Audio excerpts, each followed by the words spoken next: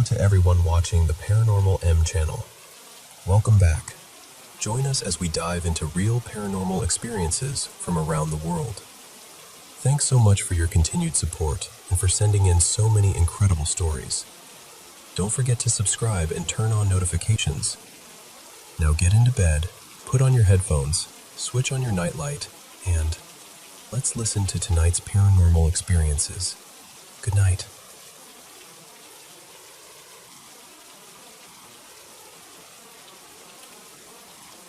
So this happened when I was about 14, and I was out with my two older brothers, Eli, who was 16, and Gage, who was 17. My grandparents had this big stretch of land with a couple horses and some cattle. I wouldn't call it a full-on ranch, but honestly, it kind of was one, in everything but the name. There was a spot we loved down by the river where we'd go to mess around, shoot rifles sometimes, build little campfires, just hang out and feel like the whole world belonged to us. But this particular day, we'd brought our bows instead. To get to our usual river spot, the easiest way was to cut through a gate into the neighboring property and follow this narrow, forested trail. The problem was, my grandpa had been dead serious about us not going that way. He was in the middle of a nasty feud with the neighbor. Property lines, respect, the whole thing. Technically, the trail was on the other guy's land, even though it was the cleanest route and shaved off a good 15 or 20 minutes. And look, we weren't dumb. We knew we shouldn't. But we were kids, and kids are experts at convincing themselves rules are flexible. Still, I remember something really specific before we even got going. I got this weird feeling, not fear exactly, more like awareness. Like the woods were paying attention, like there were eyes on us in a way that didn't make sense. The crazy part is, we'd taken that trail plenty of times and I'd never felt that before. But that day, it was like my skin knew something my brain didn't. We went anyway. We got to the river spot, and for a while everything was totally normal. We shot for a bit, joked around, retrieved arrows, did all the usual brother stuff. Light trash talk, pretending we were better shots than we were. Then the sun started to sink, and once that light changes in the woods, everything goes from warm and familiar to sharp, shadowy, like the forest turns its face away from you. We packed up and started back. The trail felt darker than usual, like the trees were leaning in. I told myself I was just being dramatic, but my stomach didn't buy it. About halfway back, we stopped because I had to pee, and yeah, being a girl in the woods means it's not as simple as turn around and go. I had to squat near a tree and try not to be annoyed about it. My brothers stepped a little ways off, giving me the world's most impatient version of privacy. And right as I was fixing my clothes and standing back up, we heard it. A deep, ugly growl. Loud enough that it didn't feel like it was coming from far away. And then, almost immediately after, that sickening crack of wood splitting. Not a twig, not brush. A solid tree limb, big enough to make the sound carry like a gunshot. Then we heard hooves pounding through the tree line. Hooves. That's the part that still doesn't sit right, because our brains went straight to the obvious explanation. Horse, cow, something got loose. Wouldn't have been the first time. But none of us stayed long enough to see what it was. We grabbed what we could and ran. And when I say ran, I mean full panic. No pride, no jokes, no pretending we were tough. Just 3 kids booking it down a dark trail like something was on our heels. We ended up ditching half our gear without even thinking about it. We hit the gate, and we practically slammed into it. Eli started fumbling with the chain, hands shaking so bad he kept missing the latch. Gage was scanning the woods like he expected something to burst out any second. And I was just standing there, breathing too hard, trying to listen over my own heartbeat. And that's when we saw it. At first, my brain tried to label it as a person. That was the only category it wanted to use. But it was wrong. Too tall, too still, too shaped in a way that didn't feel human. And then I saw what made my blood go cold. Horns. Not huge, like a cartoon demon or anything, but unmistakable, curving up from its head in a way that caught what little light was left. And the eyes. I swear to you, the eyes looked red, like someone had taken 2 coals and pressed them into a face. Eli was the only one who actually said something out loud. His voice cracked when he did, like he didn't even recognize his own words. He just whispered, "What is that?" None of us answered. We couldn't. He got the chain on the gate, and we backed away without turning our backs on it, moving fast, half stumbling, heading straight for the barn like it was the only safe place left on earth. We made it back, and my grandpa, he didn't fully believe us, but he also didn't laugh. He had that tight, thoughtful look, like he was filing it away somewhere. Like maybe he'd heard enough in his life to know that sometimes people see things they can't explain.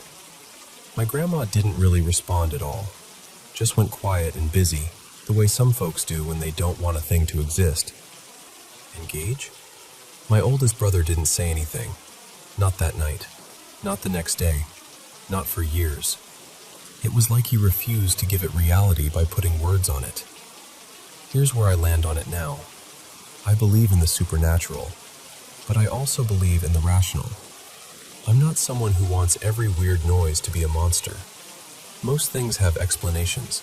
Animals, shadows, adrenaline, the way fear edits memory. But I can't neatly box this one. Because even if I can explain the growl and the branch snap and the hooves, there's still that figure in the clearing. The horns. The eyes. And there's one more thing that makes it harder to ignore. My grandparents always claimed that on the neighboring property, there was an old indigenous ceremonial mound, a place used a long time ago for gatherings or rituals. I've never seen it myself, and I can't prove it's real. It's just something they said with a strange seriousness, like you didn't argue with it. Maybe it has nothing to do with anything. Maybe it was an animal, and our fear filled in the blanks. Or maybe, just maybe, we were somewhere we weren't supposed to be, at a time of day when the woods stopped feeling like they belonged to people, and something noticed us noticing it. I honestly don't know. All I know is that I still remember that clearing, that gate, and that feeling, like the dark was watching back.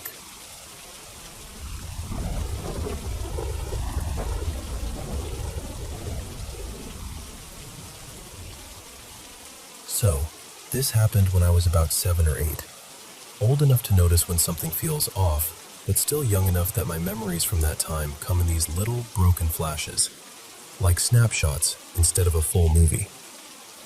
My cousin Maddie and I were playing upstairs at my grandparents' house, and I need you to understand something before I tell you what happened. That entire upper floor has always had this unsettling feeling, like the air is heavier up there.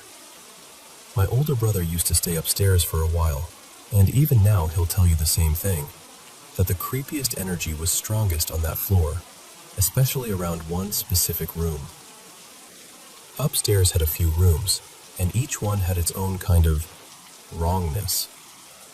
There was this huge bedroom, almost too huge, like the size didn't match the shape of the house.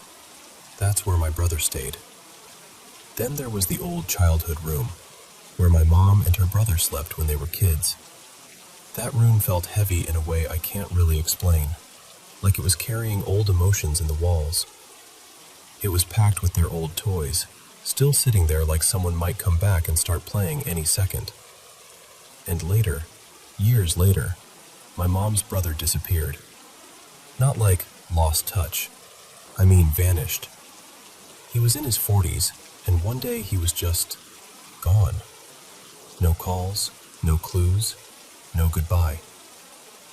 That room felt wrong even before that happened, but after, it felt almost cursed. There was also this gross upstairs bathroom split into 2 little sections, sink in one, toilet in the other. The tub had this old curtain that always made me feel like somebody was standing behind it. Like if I pulled it open, I'd catch someone who wasn't supposed to be there. But the worst room, no contest, was the old upstairs kitchen. Nobody used it anymore. It had this stale, sour smell, and the floor always felt tacky under your feet. My brother had a ginger cat that lived up there for a while. Sweet cat, but at night it would yowl in this awful way, like it was warning everyone about something. And then one day it just died. No illness, no slow decline, just gone. That kitchen had 2 rooms connected to it. On the left was this makeshift dressing room stuffed with old clothes. Like old. Coats, dresses, things that looked like they belonged in another century. There were even uniforms that reminded me of wartime photos you see in history books. On the right was the room I hated the most. A space filled with grave candles. Like the kind people leave in cemeteries. Glass jars, wax, that faint, dusty scent of dried flowers. The whole kitchen area smelled like old fabric, mothballs, and something else I still can't put a name to. So, one afternoon, Maddie and I decided to explore up there. We went into the left room first, the one packed with the clothes. We were doing that kid thing where you touch everything even though you know you shouldn't, whispering and giggling and daring each other to open another drawer.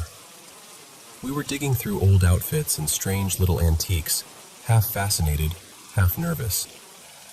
And then, bam, the kitchen door slammed. Not a gentle close, not a breeze. A slam that made both of us jump like someone had just shouted in our faces. We froze, and right after that, we heard the key. The sound of metal turning in a lock. Fast, over and over. Like someone was standing on the other side, hurried and angry, trying to lock it properly, trying to make sure it caught. We ran to the door and yanked the handle. It wouldn't open. We screamed, we cried, like real, panicked, ugly crying, because we weren't playing anymore, and we knew it.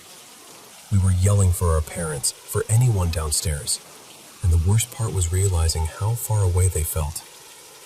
Everyone was in the living room below, talking and laughing, and we were up there in that dead kitchen, locked in like we'd been put away. I don't know exactly how long it was. In my head, it felt like forever. If I'm guessing now, maybe a couple minutes.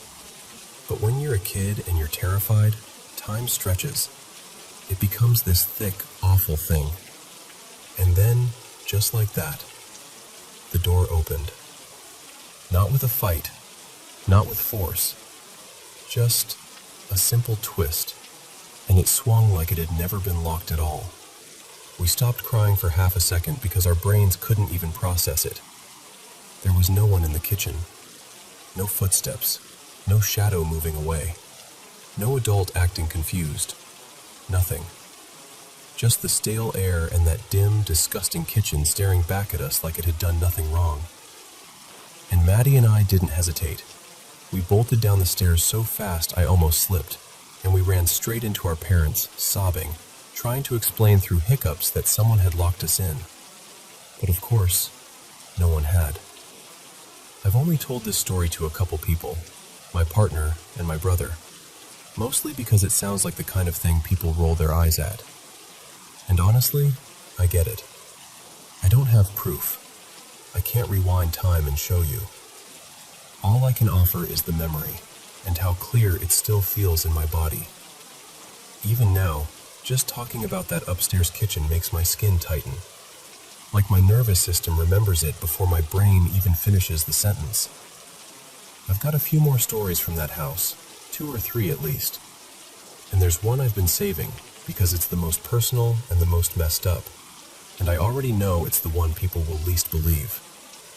But this one is real to me, because I still remember the sound of that lock turning. Fast, frantic, deliberate. Like something upstairs didn't want us leaving.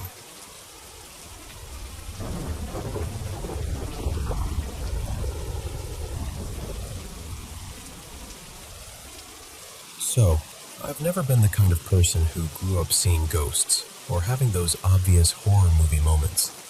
Most of my life I've been pretty skeptical, pretty grounded.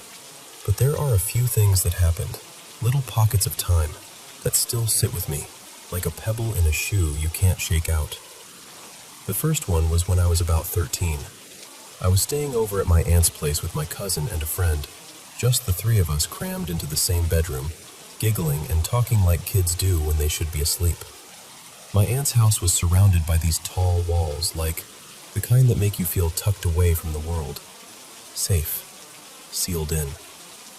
We had the window open because it was warm, and the room had this soft, nighttime glow, street light spilling in, maybe a porch light outside, something like that. And then we saw it. A shadow moved across the wall. Not like a flicker from a car passing by, not like tree branches shifting. It was shaped like a person, like a man's silhouette, and it moved the way a person moves when they're walking, steady and casual, like someone just strolling through the yard. The three of us went dead quiet. You know that kind of silence where nobody even wants to breathe too loud? I remember staring at my cousin like, "Are you seeing this too? Please tell me I'm not alone in this." We didn't hear footsteps. We didn't hear a gate. We didn't hear anyone talking outside. And as far as we knew, there weren't any men there that night, just my aunt and us. We never figured it out. To this day, we'll bring it up sometimes, and all we can do is shrug and get goosebumps all over again. Then, a few years later, late teens, I had another moment that felt different. Less spooky, more unsettling. I was out at night with two friends, waiting at a bus stop. It was one of those nights where the street feels too quiet, like the air is holding its breath. And then a car pulled up in front of us. A police car. At first I thought, okay, maybe they're checking on us. But when the officers got out and started talking, something about them didn't sit right. Their tone was off. Their questions were weirdly personal. The way they looked at us made my stomach tighten. The three of us had heard stories, enough stories, to know that sometimes a uniform doesn't automatically mean safety. And then, this man appeared. It's so strange to describe because it wasn't dramatic. He didn't come running in like a superhero. He just stepped out from the shadows nearby, like from behind a tree or a signpost, and walked right up like he belonged there. Like he'd been there the whole time, even though he absolutely hadn't. He started talking to us, and he spoke to the officers too, calm but firm. Not aggressive, just present, grounded. He stood close enough that I suddenly felt less exposed. And almost immediately, the cops backed off. They got into the car and drove away like they'd lost interest. I remember turning to look at the man, ready to thank him, but this is the part that messes with me. He was already gone. Like he'd vanished into the night the second the car pulled off. We scanned the sidewalk, the street, the little patch of trees. Nothing. No footsteps fading, no figure walking away. I'm not someone who throws spiritual explanations at everything, but that night planted something in me. This tiny, stubborn thought. What if that man was sent to protect us? Not in a cheesy way, just what if? My family, though, my mom and my grandmother especially, they've had experiences that are harder to explain away. She'd be sitting there, and suddenly she'd hear it. Shouting, angry voices. This crashing noise like dishes being hurled across the kitchen. Sometimes it sounded like it came from her bedroom, where my grandpa used to sleep too. And every single time, when she'd rush in, heart pounding, bracing herself, everything would be normal. Plates stacked neatly, nothing on the floor, not a single broken thing. She always tells it like she's not trying to convince anyone. She's not dramatic about it. It's more like she's tired, like it's something she has to live with. And I'll be honest, their marriage wasn't gentle. It wasn't healthy. So hearing her describe those angry sounds after he was gone always made my skin prickle in a way I can't fully explain. My mom has her own stories too, from when she was growing up on a farm. She told me that some nights, when she'd be lying in bed, she could see straight into the kitchen because her bedroom door would be left open. And she'd watch this light, like a small, floating glow, start in the kitchen and drift toward her room. Not a flashlight beam, not a car headlight, a little orb of light, moving like it had intention. And every time it would reach the doorway and just blink out, like it refused to cross that threshold. After my grandpa passed, my mom also started having weird experiences at my grandma's house, things that made her avoid staying overnight. The one she talks about the most is this buzzing sound, like a fly trapped right near her ear all night long. Imagine trying to sleep with that, your nerves just getting sanded down hour after hour. She'd turn on the light, sit up, check the room. Nothing. No bug. No source. Just silence until she'd lie back down, and then the buzzing would start again. Over time, she got so uncomfortable that she stopped visiting as much, because if she went, she'd have to stay the night, and she didn't want to. And then, there was something that happened to me. This was maybe 5 or 6 years ago. My husband and I were going through a rough patch. Just a lot of fighting, tension hanging in the house like smoke you couldn't air out. One night, we were asleep, and I woke up suddenly to the sound of something, this loud burst right in my ear. Not the ear facing him, the other one, the ear exposed to the room. It didn't sound like a bang across the house. It sounded close, intimate, like someone had leaned in and hit the air beside my ear. I sat up so fast my heart felt like it slammed into my ribs, and I knew it wasn't part of a dream.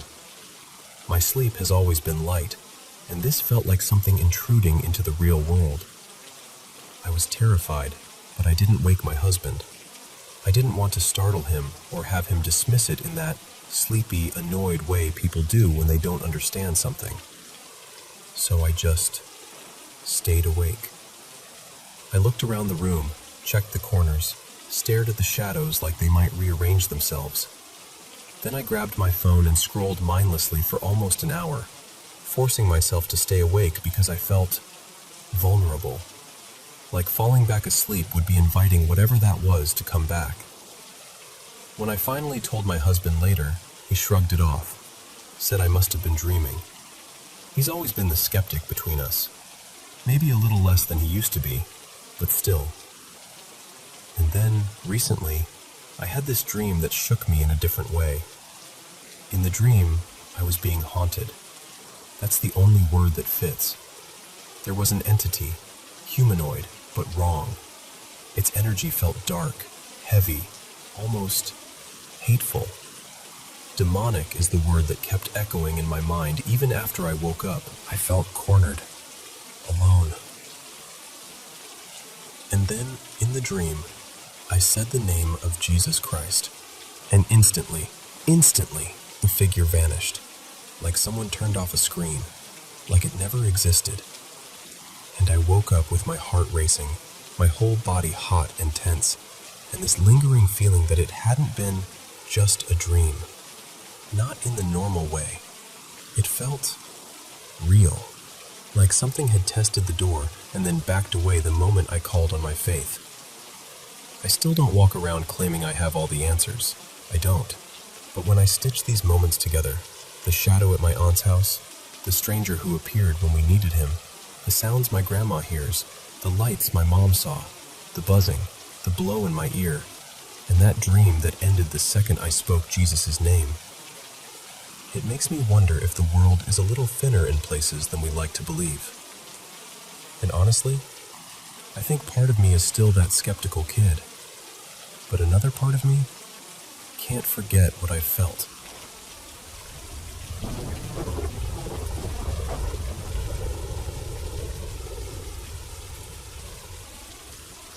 So, a friend of mine reached out one afternoon and said, "Hey, can you check something out for me?"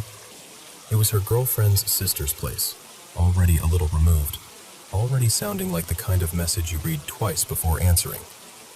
She told me they'd been having these weird experiences in a house they'd just moved into. Not a place they'd grown up in, not even somewhere they'd spent much time before. It was the husband's family home, his late grandfather's place, passed down to him after the funeral. They'd only been there a few weeks, and apparently, whatever was happening was escalating. I agreed to come by. When I got there, they looked exhausted in that very specific way people look when they haven't truly rested in days. The wife, her name was Marina, did most of the talking at first, but her husband, Evan, would jump in every now and then like he was still trying to convince himself it was real. And listen, the stuff they described was unsettling. Over several nights, both of them had woken up at different times and claimed they weren't wearing what they went to bed in. One night, Marina said she woke up in her old hospital scrubs, like the ones she keeps folded in a drawer, not something she'd ever sleep in. Evan said he woke up once with nothing on at all. And here's the part that made them both go quiet. Neither of them woke up in the same room they fell asleep in. Then there was the refrigerator incident. They woke up one morning and the fridge door was hanging open, like someone had stood there and stared into it for a while, deciding what to grab, and then just wandered away. They ended up throwing out an entire load of groceries because everything had warmed up overnight.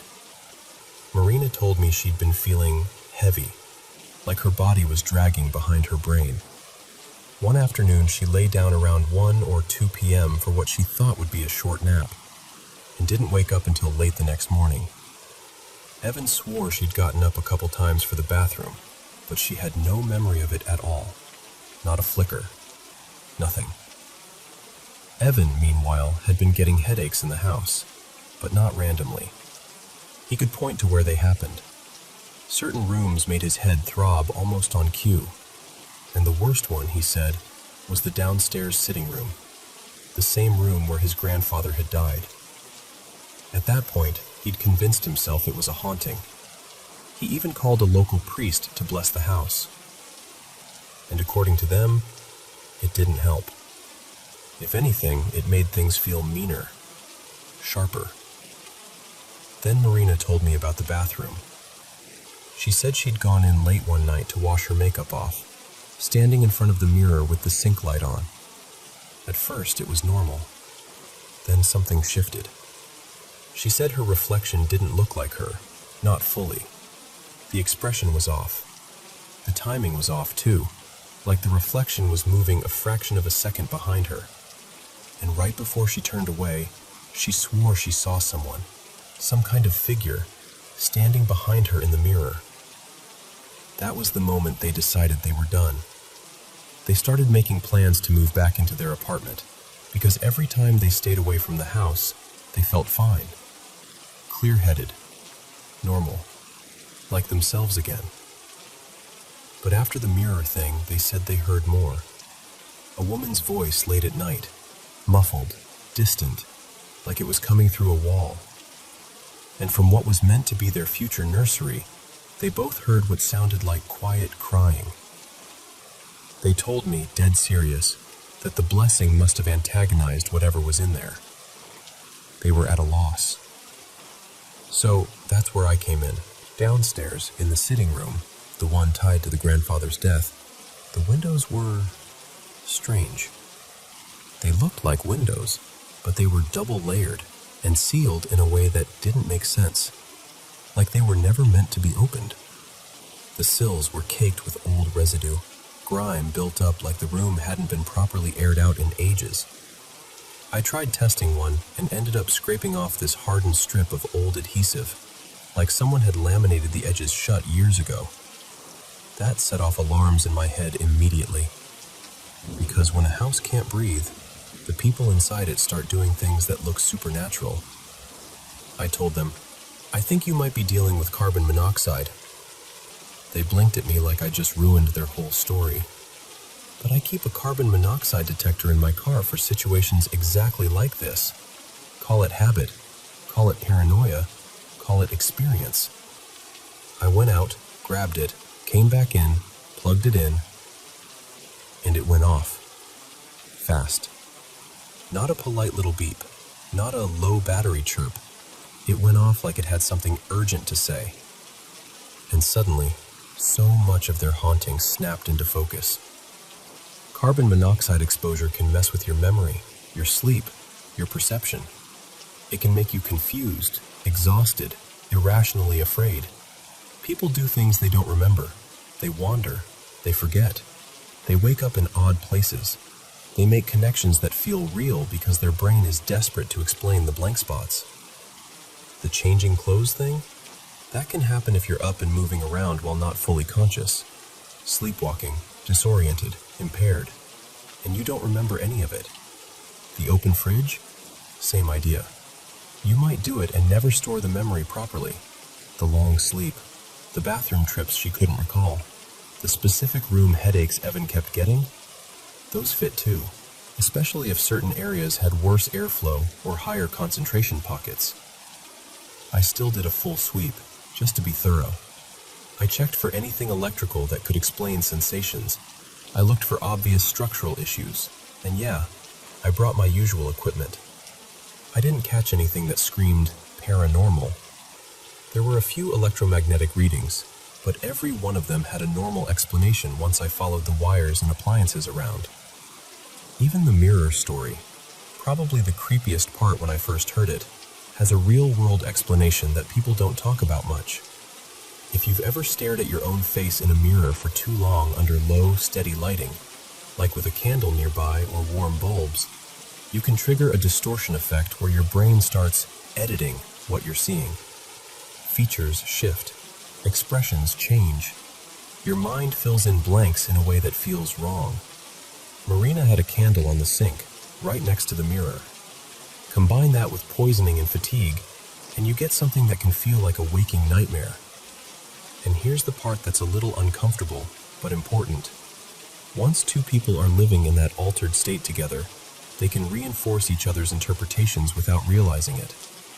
They compare notes, they validate each other's fear, and suddenly it's not, we're both confused and sick, it's, something is doing this to us. They weren't lying. They were poisoned. I let them keep my detector. Those things are cheap compared to what they prevent, and honestly, every home should have one. No drama, no debate. They aired the place out, brought in proper detectors, and, last I heard, the haunting stopped. And I'll be honest with you, I love a good ghost story. I do. I'm not above getting chills in the dark like anyone else. So if you take anything from this, take this. Sometimes the creepiest stories aren't spirits at all. Sometimes it's something silent and invisible and completely real. Stay sharp. Get detectors. Ventilate your spaces. And yeah, leave room in your mind for mysteries. Just make sure you rule out the ones that can kill you first.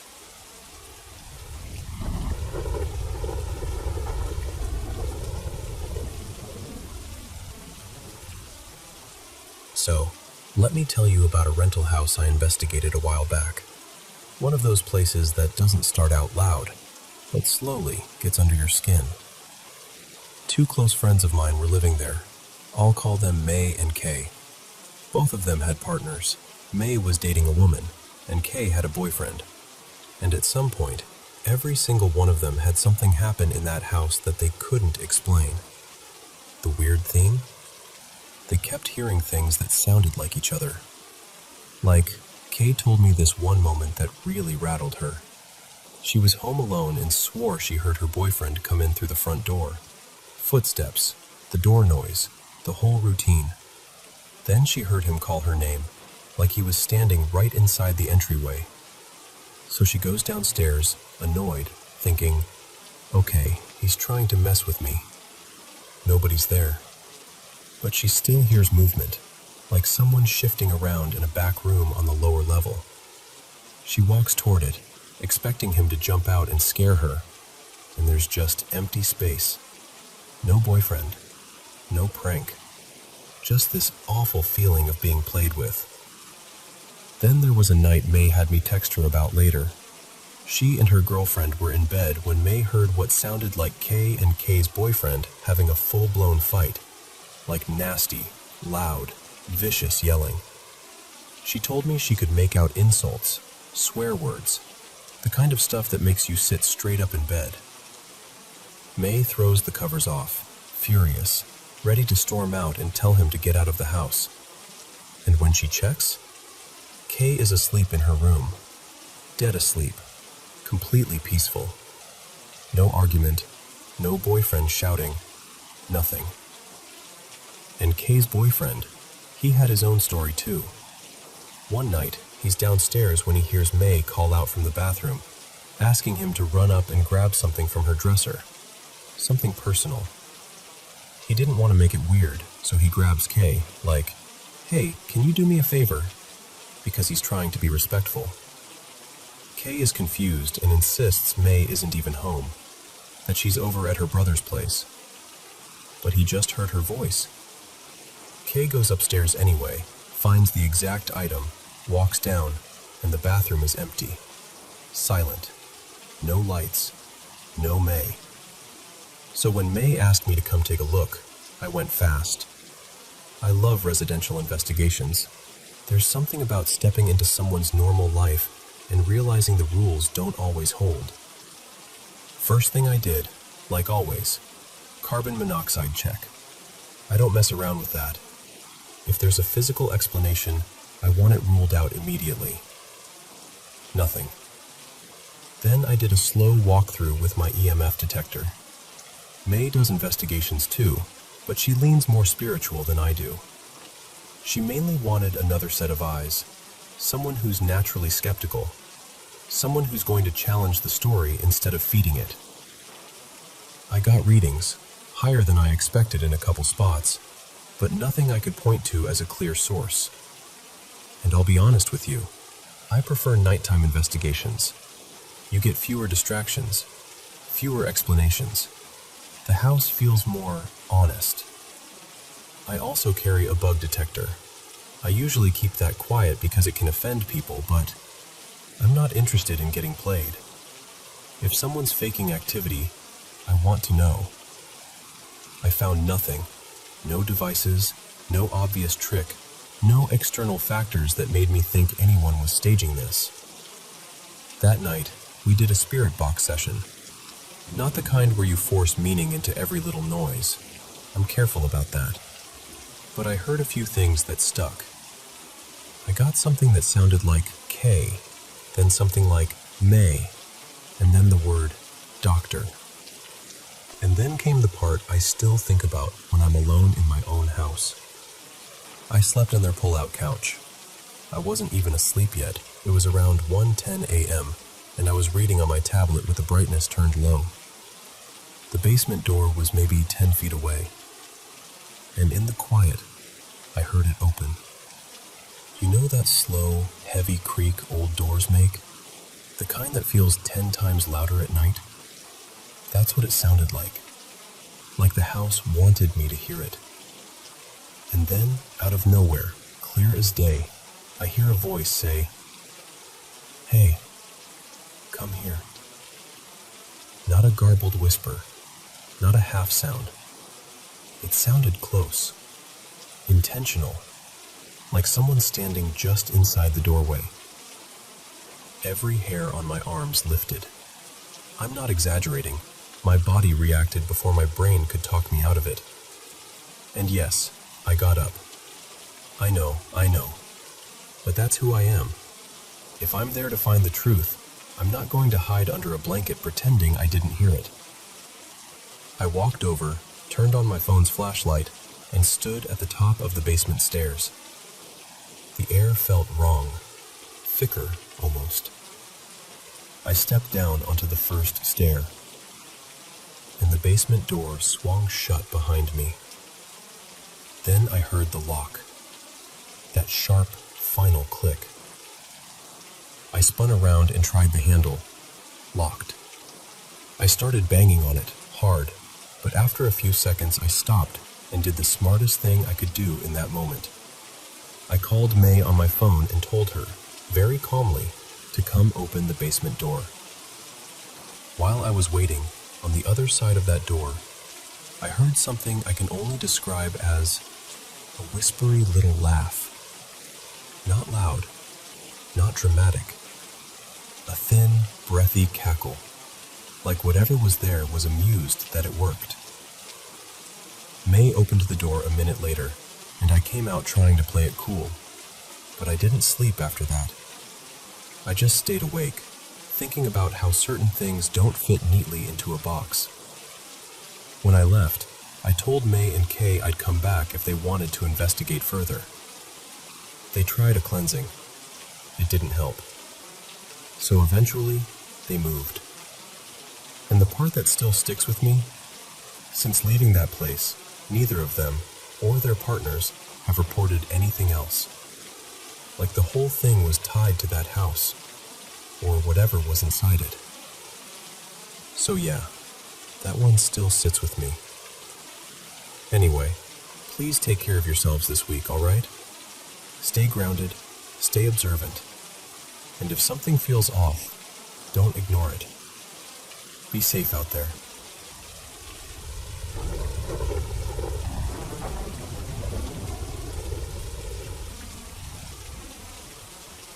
You know what's funny? For as long as I can remember, people have told me I look just like my grandpa. My hair, my eyes, even the way I smile. They'll pause sometimes, like they're seeing him and me at the same time. I never really got to know him. He passed away not long after I was born. Cancer. The way my family tells it, he held on as long as he could while my mom was pregnant. Like he was determined to meet me first. Like he had one last thing to do before he let go. There's only one picture of us together. I'm tiny, newborn tiny, and he's holding me like I'm something fragile and sacred. And his face, I don't know how to explain it. His smile isn't forced. It's not the kind you do for a camera. It's calm, almost relieved. Like, for a moment, whatever pain he was carrying didn't get to touch him. I grew up in a Christian home. Faith was just part of the air in our house. But it wasn't the kind of faith that made me scared of people. My family always taught me to love, even when someone believed differently, even when I didn't understand them. I've carried that with me. But my childhood itself? It was complicated. My parents split when I was still a baby, and because they were both young and trying to figure life out, I bounced around a lot. My mom's place, my dad's place, my grandma's house. Different rooms, different routines, different versions of home. And still, I never felt as alone as I probably should have. It's hard to put into words, but I always felt like someone was close. Not in a scary way, more like a steady presence. Like there was someone walking a half step behind me, quietly making sure I didn't fall apart. When I was a kid, my anxiety got intense. Panic attacks that would come out of nowhere, like my body was ringing an alarm and I couldn't find the off switch. As a teenager, depression found its way in too. But even then, even on the worst days, I still had that strange feeling that I wasn't completely by myself. Until I wasn't sure anymore. Early in high school, things got really dark for me. I barely slept. I cried constantly. Quiet, exhausting crying that feels like it lives in your bones. I started thinking, I don't know if I can keep doing this. And what scared me most wasn't even the sadness. It was that the comforting feeling I'd always had, that someone's with you, seemed to disappear. So I started praying. Not fancy prayers, just honest ones. The kind you whisper into your pillow because you don't know what else to do.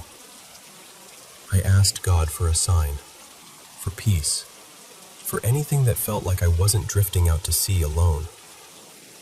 And then this one weekend in the spring, my grandma asked if I could help her out with something.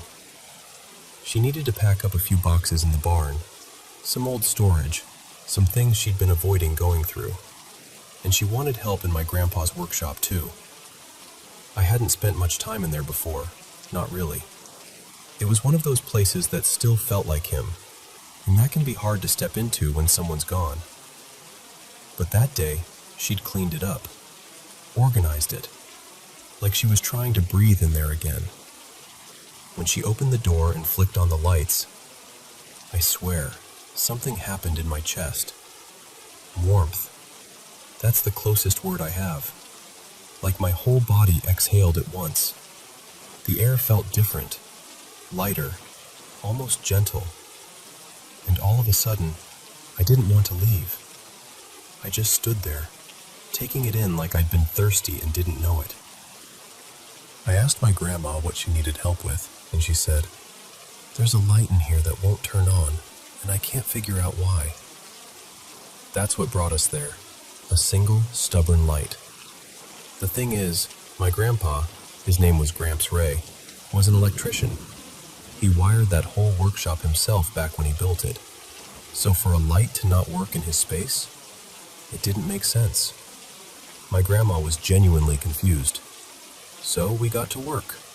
She started boxing up things at a slow, careful pace, like each item held a memory with sharp edges. And I started tracing wires.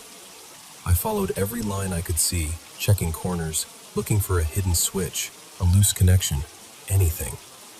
I was convinced there had to be some clever little trick he'd built in. Hours went by. We never found the switch. That light never turned on. But something else did. While I was searching, I started finding pieces of him. Little artifacts tucked in drawers, shelves, old tins. A playlist scribbled on a scrap of paper. Tools arranged in that particular way someone does when they know exactly what they're doing. Random band stickers I actually liked. Old hobby stuff that matched things I'm into now. And it hit me so hard, I had to stop and just stand there. I remember thinking, we would have been friends, not just family, friends. Like, if cancer hadn't stolen those years, we would have had the kind of bond you don't even have to explain to people. And the weirdest part is, that heavy fog I'd been living under, it started to lift. Not all at once, not like magic, but like a door cracked open and fresh air finally got in. I walked out of that workshop feeling renewed, like my prayers had been answered, just not in the way I expected. Because the sign wasn't the light turning on. The sign was the way I felt standing in that room, the way peace washed over me without me forcing it, the way my heart settled, like it was being reminded, you're still held, you're still watched over, you're still not alone. Even now, my mom gets emotional around the time he passed. Sometimes she'll look at me for a second too long, and her eyes get glassy. She says I remind her of him so much it almost feels unfair, like she misses him and sees him at the same time. And honestly, it's an honor. To carry a face that makes people remember someone good. To feel like a legacy didn't end, it just changed shape. And to believe, deep down, in the quiet places, that Gramps Ray might still be walking beside me, not as a ghost story, but as something gentler. Like love that didn't leave, just became invisible.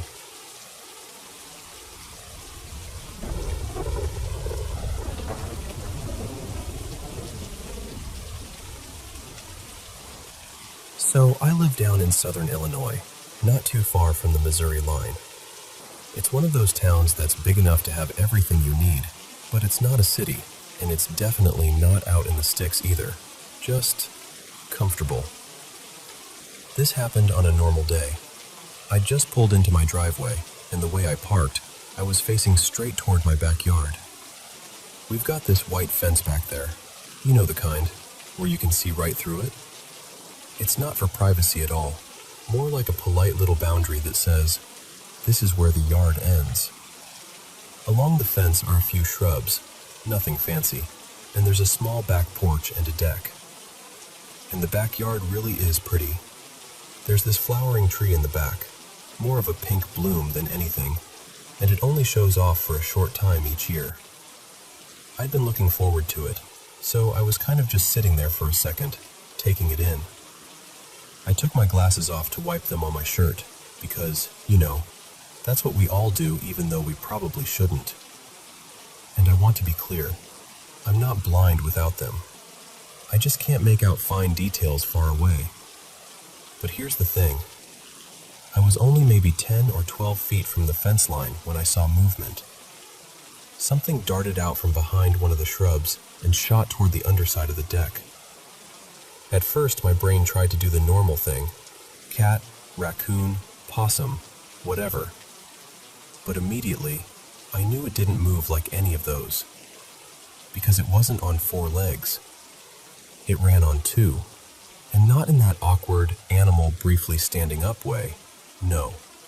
This was a full-on sprint. Upright. Balanced. Like a tiny person making a break for cover. And I know that space under the deck. It's low. Ridiculously low. Years ago, my cat squeezed her way under there, and I spent forever trying to coax her out. I actually had to pull up part of the decking to get her back. So I'm telling you, it's not a space a person could just crawl under. Not a normal-sized one, anyway. What I saw was pale-skinned. Not fur, not feathers. Skin. And I could tell it had clothes on, like it was dressed, not just some bare creature. The best way I can describe it is, it looked like a very small man. Proportioned like a man, not like a child or a doll or anything weirdly shaped. Just tiny. Maybe a little over 2 feet tall. And I swear it had hair. On its head.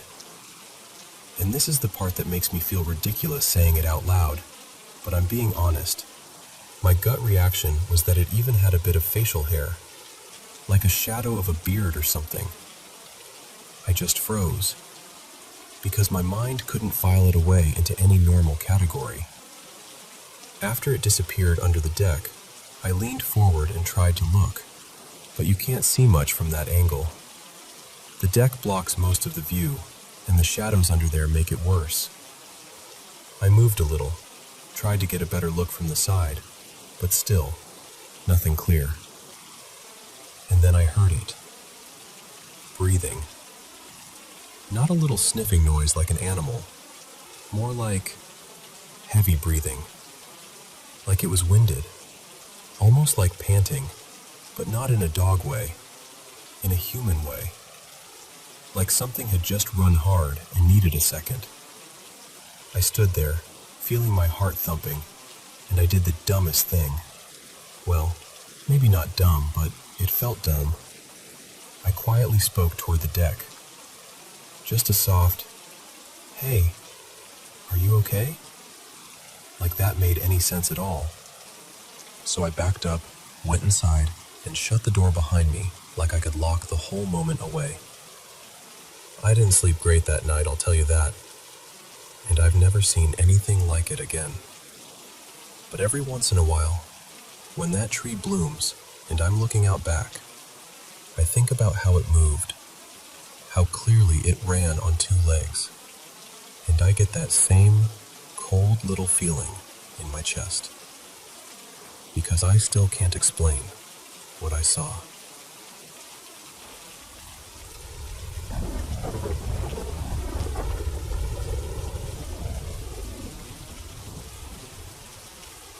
Okay, so I've never really known how to talk about this without sounding a little ridiculous, but I'm just going to tell you the way it's always been for me. Ever since I was a kid, I'd hear someone call my name. Always a woman's voice. Sometimes it almost sounded like my mom, but not quite. Like the voice was borrowing her tone for a second, and then slipping back into something else. It never sounded exactly the same twice, but it always had that same familiar softness to it. And it only ever happened when I was alone. So for years I just told myself, okay, cool, my brain is being weird, moving on. And honestly, I did move on. I didn't tell anyone. I ignored it. I got used to it in the way you get used to a creaky floorboard or a neighbor's dog barking at night. Then there was the missing things problem. Stuff would vanish and then reappear right where I swear I'd already looked. Like I'd tear apart a drawer for my keys, give up, and then 2 days later, boom, sitting right there like it never left. I blamed myself. I'm absent-minded. I craft a lot. I lose track. Easy explanation. Except, it started to feel less like forgetfulness and more like being gently messed with. A few years back, my friend said something strange happened when we were on the phone. She told me she could hear another woman's voice behind mine, like someone standing next to me trying to talk over me.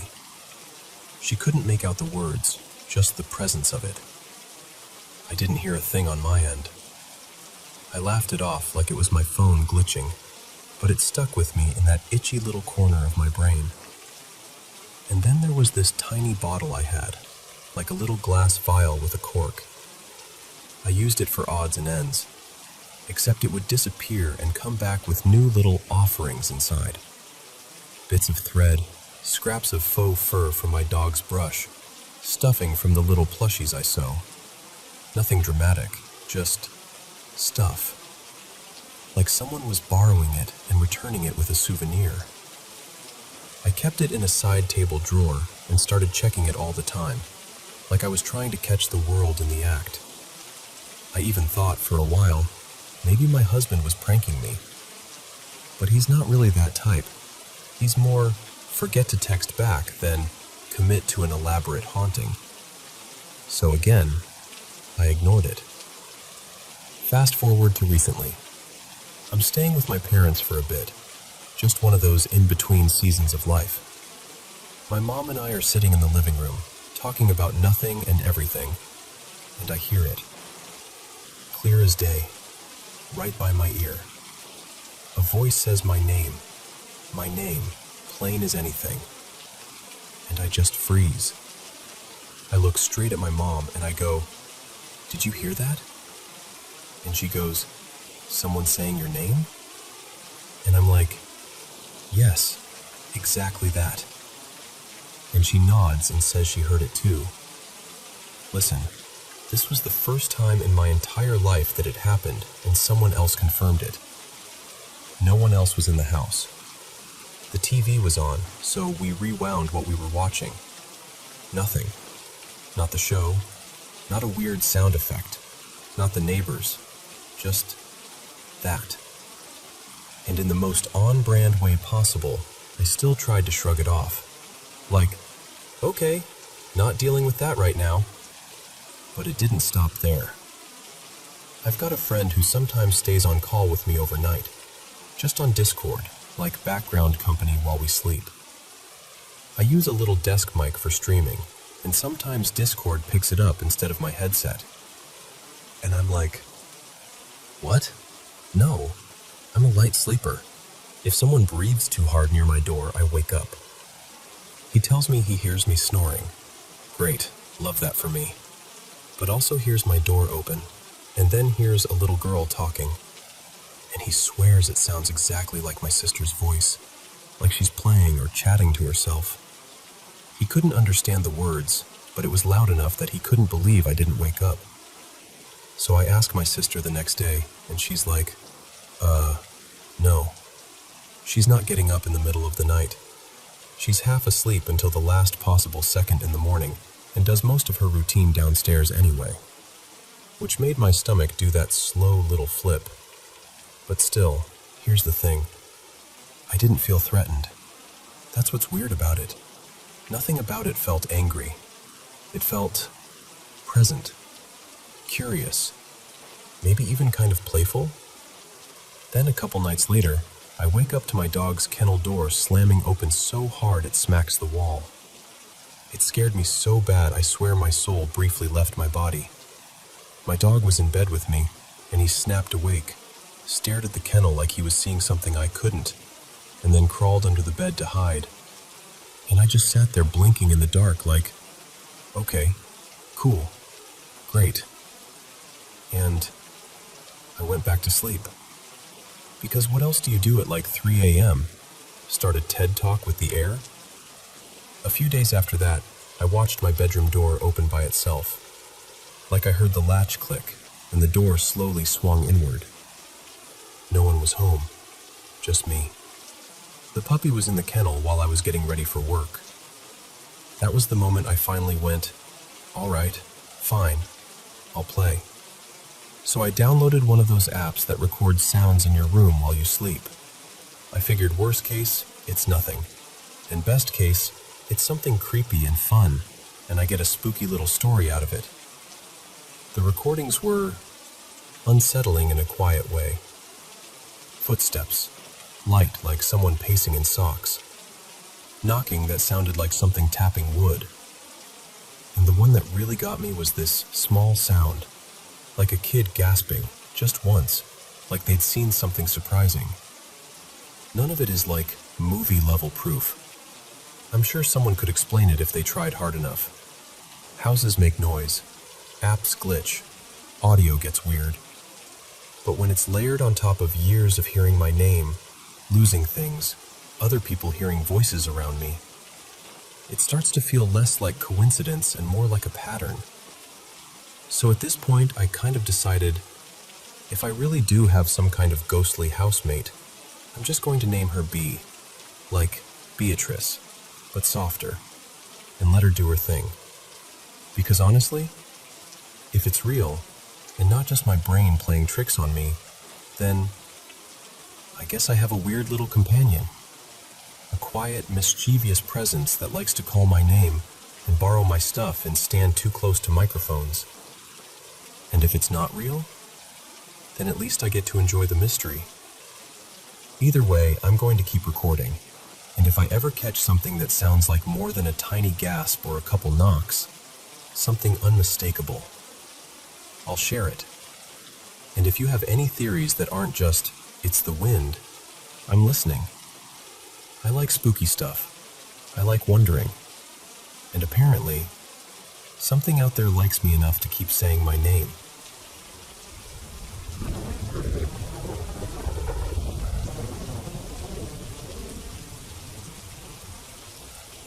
Okay, so I was dog sitting this weekend for my mom's friend, and I do dog sitting pretty often on the side, but this was my first time with this family and this house. About a week before the stay, my mom and I stopped by so I could meet the dogs. Sweet, friendly, totally normal. But a couple nights after that, I had this really strange dream about the house. I can't even remember what happened in it now. I just remember waking up with that gross, unsettled feeling, like, why do I feel weird right now? And I'm gonna be honest, this is an older house, the kind with creaky stairs and that history in the walls vibe. So during the stay, I'd been leaving the back door cracked open sometimes because the weather was really nice, and it made it easy for the dogs to wander out into the yard whenever they wanted. Then last night, things got weird. There was a storm earlier, so the dogs were already a little clingy. At one point, they followed me into the bathroom like, yeah, we're staying with you. When I walked out with one of them, this little girl dog who's usually pretty confident, she suddenly stopped and stared toward the stairs. And not just a quick glance either. Like, she kept looking up the staircase, then pacing a couple steps away, then turning back and staring again like she was tracking something. And I'm standing there thinking, please don't do this to me. Because the only thing my brain could focus on was, what if someone came in through the back door earlier? My boyfriend, Eli, was already on his way over after work, but he was still like half an hour out. So I did the only thing my scared brain could handle. I went back into the bathroom and waited. I literally stayed in there with the dogs until he got there, because it felt like the safest place in the house. When Eli arrived, I let him in and we did a full search. Upstairs, downstairs, closets, the whole thing. Nothing. No open windows, no weird signs, nobody hiding. It was quiet. We were starving after that, so we left for a bit and grabbed pizza. And honestly, once we got back, everything felt normal again. Like, okay, maybe the dog heard thunder echoes and I spiraled. So we're back, pizza eaten, and we're stretched out on the couch. But we're laying opposite directions, both on our phones, barely talking. And then, out of nowhere, the entire room lights up in this intense, clean white flash. like someone took a professional indoor photo right in our faces. It was so bright it felt like it happened inside the living room. We both jerked up like, "What the?" And immediately we each assumed the other did it. Like, "Did you just take a picture?" Nope, neither of us did. Eli grabs his phone and tries to recreate it with his camera flash, but his flash looked pathetic compared to what we saw. This wasn't a dim little phone flicker. This was a full room, quick white blast. And the storm had already passed by then. Plus, lightning usually has that bluish-purple tint, you know? This was white, and it didn't feel like it came through a window. It felt like it happened right there with us. I tried to be practical, so I texted the owner, like, "Hey, do you have any indoor security cameras or anything that flashes?" And she was like, "No, we don't have anything like that." So now we're just sitting there with zero explanation, both pretending we're fine while also not really wanting to look toward the stairs. A little while later, Eli texts me while we're sitting right next to each other, which tells you how tense it felt. He goes, "I hear something upstairs, like movement. I think someone might actually be up there. We should leave." We go out to the car and he's ready to just go back home, but I'm standing there thinking, I can't just leave the dogs. So I call my dad, he's a retired cop, and I ask if he can come over and check the house. But then I'm also like, I don't want him walking in alone if there really is someone inside. So we called the police. They came, they searched everything, every room, upstairs, downstairs, closets, the whole deal. And they found nothing. No one was there. After that, I basically insisted Eli stay the night because I was not about to be in that house by myself after all of that. And once he stayed, the rest of the night was calm. No more flashes, no more sounds, no weird dog staring contests with the staircase. But I'll tell you this, I'm usually not that paranoid when I dog sit. I've stayed in strangers' houses plenty of times. It just felt like too many odd things stacked on top of each other. The dream, the dog acting like something was upstairs, the flash, the noises, the way both of us felt that tension at the exact same time. Eli doesn't even believe in ghosts, and even he was like, "Nope." I asked the owner if they've ever had anything creepy happen there, and she said no, which, honestly, thank goodness. And also, thank goodness I'm leaving today. But I'm still stuck on that flash. Like, what even was that? Because everything else you can kind of explain away. The flash is the one thing I can't stop replaying in my head.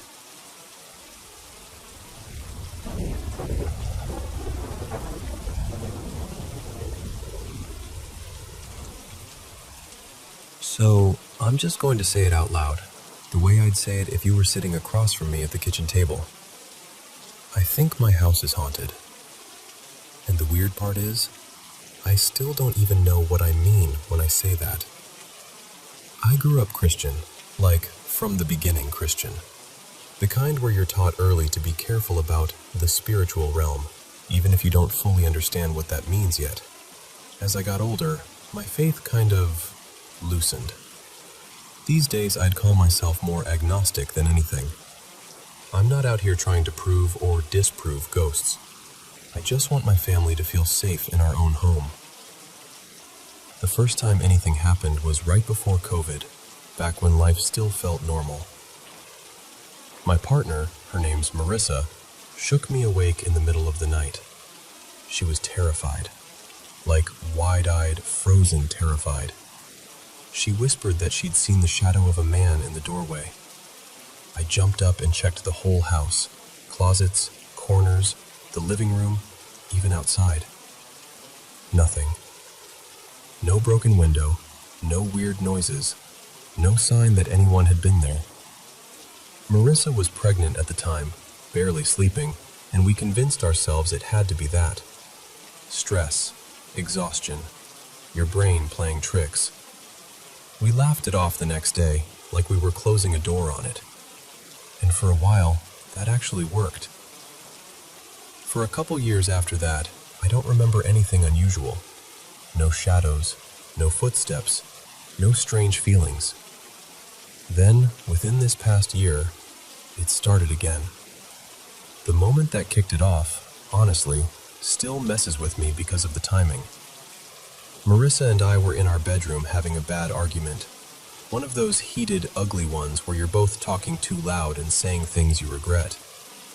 And right in the middle of it, we heard it. Heavy footsteps. Not downstairs, not outside, above us, in the attic. It wasn't a creak. It wasn't the house settling. It sounded like someone pacing, slow and deliberate, like they had weight, like they were choosing where to step. Both of us just stopped talking, like somebody hit pause on us. Marissa leaned close and whispered, "Please, go check." I didn't want to. Every instinct in me was screaming, "Don't go up there." But I did it anyway because I'm a dad, and that's what you do. You go look, even when you don't want to. I climbed up, flashlight in hand, heart pounding like I was about to find someone hiding up there. Nothing. No person, no animal, no signs of anyone ever being there. Just insulation and stored junk and that stale attic smell. After that, months passed, and those footsteps would come back every now and then. Not constant, just enough to keep you on edge. Eventually, we started joking about it because sometimes joking is the only way to live with something you can't explain. We started calling it the guy upstairs. But the joke doesn't really land when you're lying in bed at night and you hear it again. Then there's this other piece, and I swear, this is the part I can't shake. One night, my younger brother stayed over. He's around the same age as my oldest kid, so all the kids were hyped, staying up a little later than usual. They piled into one of the bedrooms and started playing some little game they'd seen online. Something like a yes-no spirit thing. I didn't even pay attention at first. It sounded like harmless kid stuff, like the kind of nonsense kids do when they're bored. A little bit later, Marissa and I were in the living room, and the lights started flickering. And then, all at once, every kid came flying out of that bedroom, crying, screaming, tripping over each other, full panic. They were all talking at once, trying to explain what happened, saying the lights in their room flickered too, right in the middle of the game. They were shaking, like they'd seen something they didn't have words for. And you know what? If it was just the lights in the living room, I could blame wiring. If it was just the kids, I could blame imagination. But it happened in both rooms, at the same time, and the fear on their faces was real. That wasn't pretend. Since that night, the atmosphere in our house has felt different, like something got invited in, whether you believe in that kind of thing or not. And the hardest part of all this is my youngest son, because now he sees things almost every day. He talks about shadow people like it's normal, like it's just another thing you deal with, like homework or bedtime. He's described a tall man in a hat more than once, and he's started giving them names, little names, kid names, like he's trying to make them less scary by turning them into something familiar. And that breaks my heart, because I don't know what to do with that. I don't want to brush him off and teach him that nobody believes him, but I also don't want to feed into something that could be fear or anxiety or nightmares. On top of that, we get knocking. Not inside the walls, on the windows. Sometimes it's light, like a tap-tap. Sometimes it's harder, like someone's knuckles hitting glass. We'll look, and there's nothing there. No neighbor kids, no branches, no animals, just empty dark outside the window. So yeah, that's where we're at. A house with footsteps overhead we can't explain. Flickering lights that hit at the worst possible moment. A little boy naming shadows so he can sleep. And knocking on windows that makes your stomach drop every time it happens. And I know how this sounds. I really do. But I'm living it. And when you live it, the biggest question isn't even, is it real?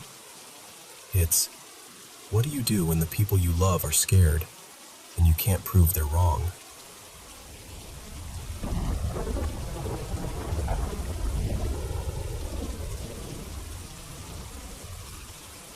So, a little background, just so this all makes sense. I moved into this house back in October of 2019. At the time, my brother Evan owned it and lived here. I stayed with him for a couple years, and then he got married, bought a new place with his wife, and I just kind of kept living here. I rented from him for a while after that, and then earlier this year, February, I finally closed on the house myself. Which is a big deal, because I'm turning 40 this week, and I'm throwing a birthday party at my place on the 3rd. So this past weekend, I went into full-on panic cleaning before guests arrive mode. Like, the kind where you're not just wiping counters, you're opening cabinets you haven't touched in forever, pulling things out of corners that have basically become part of the architecture. And honestly, it felt kind of satisfying. Like, okay, this is my house now. I should probably know what's in all these random spaces. Funny side note, I actually found the key to the backyard shed, the same shed my brother and I ended up breaking the lock off of shortly after I moved in. So, you know, very on brand for us. Anyway, when I first moved in, I remember Evan joking, or maybe not joking, that there was a ghost in the house. I shrugged it off. I've lived here for years and never experienced anything weird. No cold drafts, no footsteps, no creaking doors at 3 a.m. Nothing. Until last Saturday. So there's this hidden pantry area in the basement, tucked under the front entryway. The door is blended into the wall so well that if it weren't for this random doorknob sticking out of nowhere, you'd never even know it was a door. And that door is always closed. Always. The water meter is right next to it, so I've been down there before to check the meter for the bill, and I don't remember it being open then. But on Saturday, I'm cleaning like a man possessed. I boxed up a bunch of old computer parts and cables that were cluttering my kitchen table, and I head down to the basement to stash the box away. I turn the corner, and the hidden pantry door is wide open. I'm not exaggerating when I say I got chills immediately. Like the kind that hit the back of your neck before your brain even has time to form a thought. Because here's the thing, that door does not swing open easily. It's fitted into the wall really tight. You have to give it a pretty solid pull to get it moving. So even if it somehow wasn't fully latched, which I'm pretty sure it was, it still wouldn't just drift open on its own. It's not that kind of door. I just stood there staring at it like, okay, no. Nope, absolutely not. But I forced myself to move. I put the box away, walked over, and checked it out like I was being very brave and normal. Nothing was out of place. No broken hinge, no weird draft, no fallen items, nothing. Just open. So I closed it. Then I opened it again, just to confirm I wasn't losing my mind. Yup, still sticky. Still takes effort. Still very much a you-have-to-mean-it door. I stood there for a few seconds longer, every hair on my arms standing up. And then I did what I always do when I don't want to deal with something unsettling. I shook it off and kept cleaning. Later that night, things got even weirder. By then, I was a few beers in, feeling productive, feeling proud of myself. I had music blasting, something dramatic and old school, like it belonged in a movie, and I'm happily dusting, tidying, doing my thing. Around midnight, I step outside for a smoke. When I came back in, and my Roomba was running. Now, I don't have any timer set on the Roomba. I ran it earlier that day, sure, but afterward it was parked where it always parks, on its charger. And where is its charger? Directly above that hidden pantry door. I swear the same full-body, hair-standing-up feeling hit me all over again. That instant gut-level, something is off feeling. I shut the Roomba off and just kind of stood there, looking between the vacuum on its side and the little robot like it was going to explain itself. And I know what someone might say. Maybe the vacuum fell over and hit the Roomba and turned it on. Except it wasn't right next to it. It was several feet away, like not even close. Could the Roomba have bumped the vacuum and knocked it over? Sure, that seems possible. But the idea that the vacuum just toppled over and somehow activated the Roomba from that distance, that feels very unlikely. So yeah, that's the whole story. It's now a couple days later, and nothing else has happened since. I even went down to the basement again before telling anyone, and that hidden pantry door is still closed, like it never did anything at all. Which, honestly, somehow makes it creepier.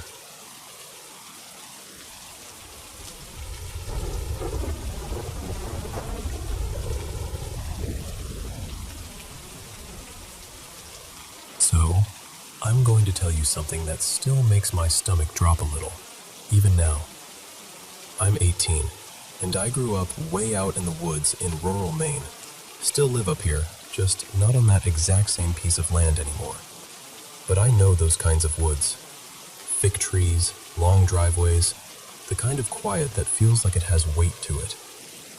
As a kid, our house sat back on a big chunk of property, not too far from the coast, but far enough that at night, it felt like the world ended at the tree line. When I was maybe 6 or 7, my brother and I started hearing my mom calling for us to come inside. Only, it wasn't normal. It would be loud, like sharp loud, and it never sounded like it came from the porch. It sounded like it was coming from behind the house, or even above it, like the voice was floating somewhere over the roof line. And every single time, we'd run inside, expecting her to be irritated or impatient, and she'd look at us like we had 2 heads and go, "I didn't call you."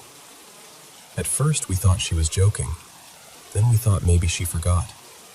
But it kept happening, on and off, for a long time. Long enough that we started treating it like weather. Like, oh, that again. And there were other little things too. Weird noises in the woods, crunching footsteps when nothing was there, branches snapping. Sometimes this faint whistling that didn't sound like a bird. Once in a while, there'd be a smell that hit me out of nowhere. Rank and sour, like something spoiled. But then you'd take 2 steps and it would be gone like it never existed. The creepiest part, though, wasn't any single sound. It was when the woods would go silent. Not peaceful silent. Not, "it's getting late" silent. I mean that dead, unnatural silence where it feels like even the insects have decided to shut up all at once. Like the entire forest is holding its breath. I learned to explain most of it away. Animals. Wind. My imagination.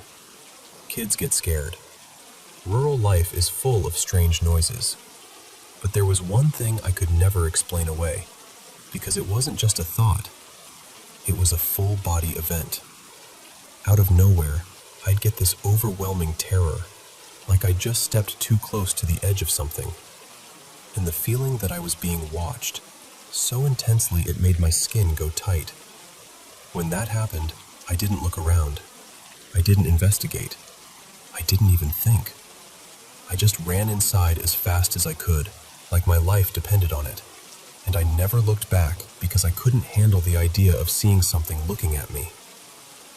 And then there was the day I actually saw something. I was in 2nd or 3rd grade, somewhere around there. I can't pin it down exactly. I just know I was little enough that the world still felt half magic. Let me paint the yard for you, because it matters. Our driveway cut the space in front of the house, and to the right there was a wide lawn, some scattered trees, and this worn little swing set that squeaked when you kicked off. Behind that lawn was more forest. On the left side was a skinny strip of grass, and then woods again, with a couple little walking trails my family used. It was autumn, late enough that the trees were mostly bare. The ground was layered in dead leaves, that coppery brown blanket that makes every step loud.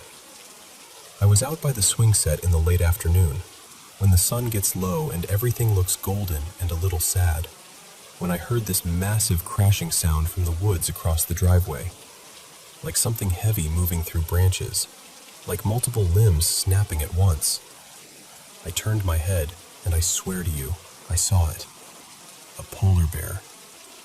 And immediately, my little kid brain didn't go, "That's impossible."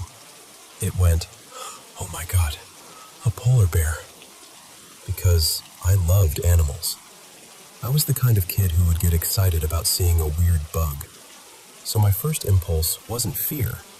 It was wonder. It was this breathless, stupid excitement that made me feel like I'd been chosen by the universe to witness something incredible. So I ran. I sprinted over toward where that trail opened up around the bend in the trees.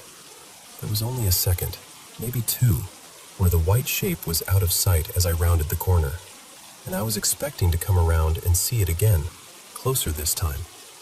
But the second I hit that opening, everything changed. The leaves on the trail exploded upward like something had kicked them from underneath.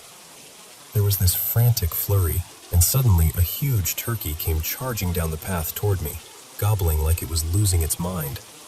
Not just walking, not just startled, charging. I froze for half a heartbeat because my brain couldn't fit the pieces together. And then I stumbled backward off the trail, scrambling out of the way so it wouldn't slam into me. The turkey barreled past in this chaotic rush of feathers and anger, and then it was gone, vanishing into the trees like it had never been there. And the polar bear? Gone. Just gone. I remember standing there in the leaves with my heart hammering and my throat tight, staring down that trail like the answer might come walking back out if I waited long enough. But instead, the woods just stared back at me, quiet again, like they'd reset. I ran inside and burst into the kitchen, out of breath, trying to explain it all at once. And of course, my family didn't believe me. Because how do you say, "I saw a polar bear and then it turned into a turkey," without sounding like you're making it up? My brother, Eli, looked at me like I was insane. My mom kind of laughed in that gentle way adults do when they're trying not to scare you or encourage you. And eventually I stopped insisting, because the more you try to convince people of something unbelievable, the more you start sounding like you're convincing yourself. But here's the thing. Even now, years later, every once in a while, something happens that drags me right back to that day. It's not constant. It doesn't happen when I'm with people. It happens when I'm alone, driving at night on back roads, or outside doing chores like feeding our chickens when nobody's home. I'll see an animal, usually a deer, once it was a fox, and it'll look normal at first. Totally normal shape, normal movement.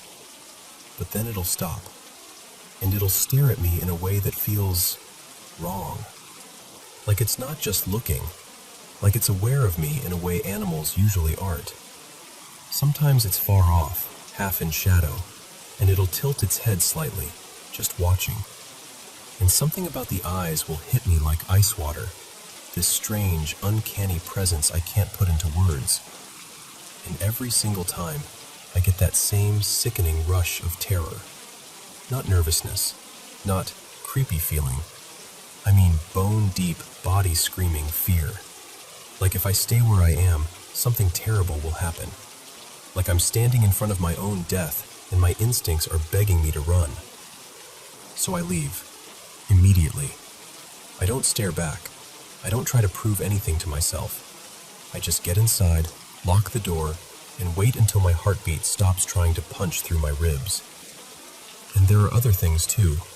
Little threads that make it harder to shrug off as coincidence. I'm not even someone who grew up believing in the paranormal. I'm not the kind of person who sees a shadow and calls it a ghost.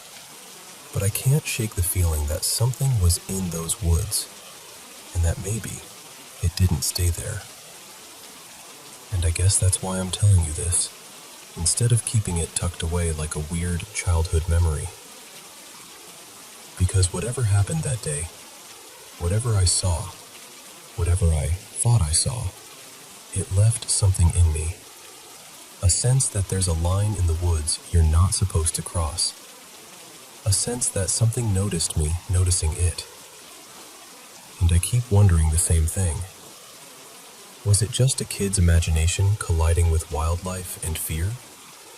Or was that the first time something in those trees looked back?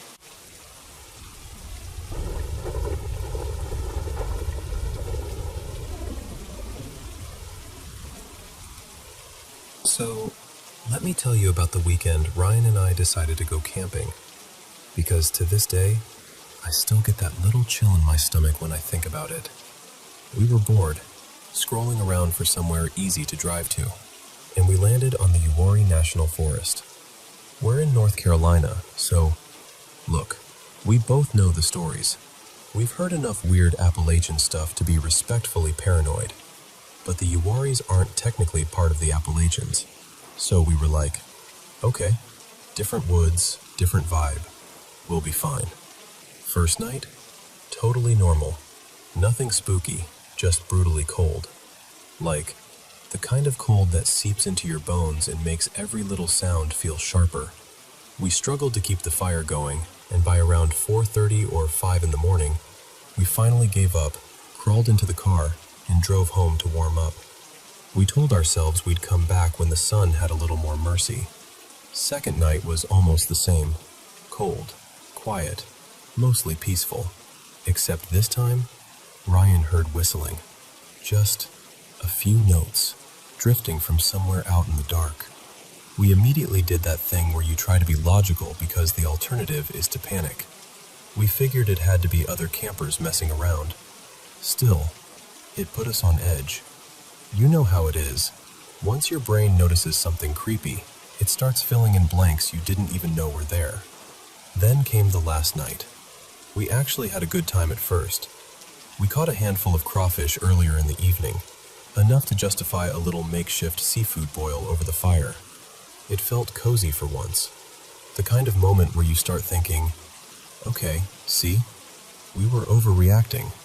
This is fun. And then the neighbor campers packed up and left.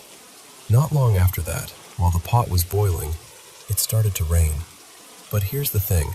The forecast said clear skies. So I'm already annoyed, right?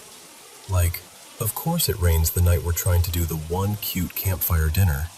But then I look up, and the sky is absolutely packed with stars. I mean, a full-on glittering ceiling, bright and open. No clouds. Not even a thin haze. So now I'm confused. I'm standing there with rain tapping my jacket, staring up at this perfect sky like my brain can't make it make sense. I pulled up the weather radar, thinking maybe it was a tiny pocket passing over us. There was nothing. No storm nearby. No cloud cover. Nothing showing precipitation anywhere close. Like, not even in the general region. It was so wrong it made me laugh at first, like, okay, what is this? But the laugh didn't last long. We tried to shrug it off. We plated our food, acting casual, doing that forced normal thing, talking a little louder than usual, making dumb jokes, pretending our bodies weren't already tense. Then the rain stopped. And when I say it stopped, I mean it just cut off. Like someone turned a faucet. Everything got quiet. Not peaceful quiet, watching you quiet. The kind of silence where you suddenly realize you can hear your own breathing, and it feels too loud. Both of us got that same reaction at the exact same time. Hair standing up, shoulders tight, stomach dropping. That deep gut feeling that whispers, something is not right. And then, from out in the distance, we heard it again. A whistle. Clear as day. Not wind. Not an animal. Like a person doing it on purpose. And now the neighbors were gone, which made it so much worse. Because suddenly there was nobody left to blame it on. We pulled out and started driving, and the whole forest felt off. We passed several campsites that were definitely occupied. Cars parked, tents up, but not a single fire anywhere. And it wasn't late. It was like 9:30 at night. You'd expect at least somebody to have a lantern on, or a little glow, or something. Nothing.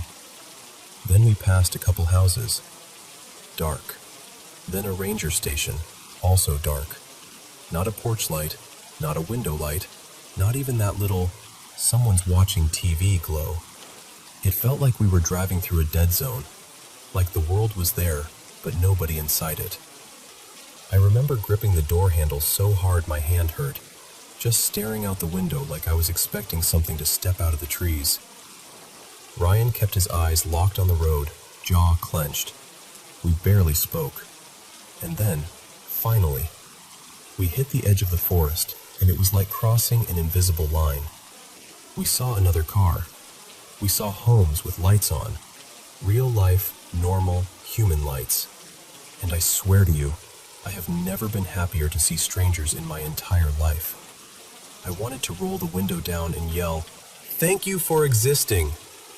We laughed afterward, because once you're safe, your nervous system needs somewhere to put all that panic. But we also made an agreement right then and there. We are never staying out there at night again. Not us. Not ever. We went back the next day to pack up in daylight, thinking, okay, it'll feel different. And it did. Mostly. Until we were leaving and, like one last little jab, the car didn't start right away. It took 3 tries, 3 full cranks, before it finally turned over. And I know that could be nothing. Battery, cold, whatever. But in that moment, it felt personal, like the woods getting the last laugh. So yeah, bye you Ari, you win.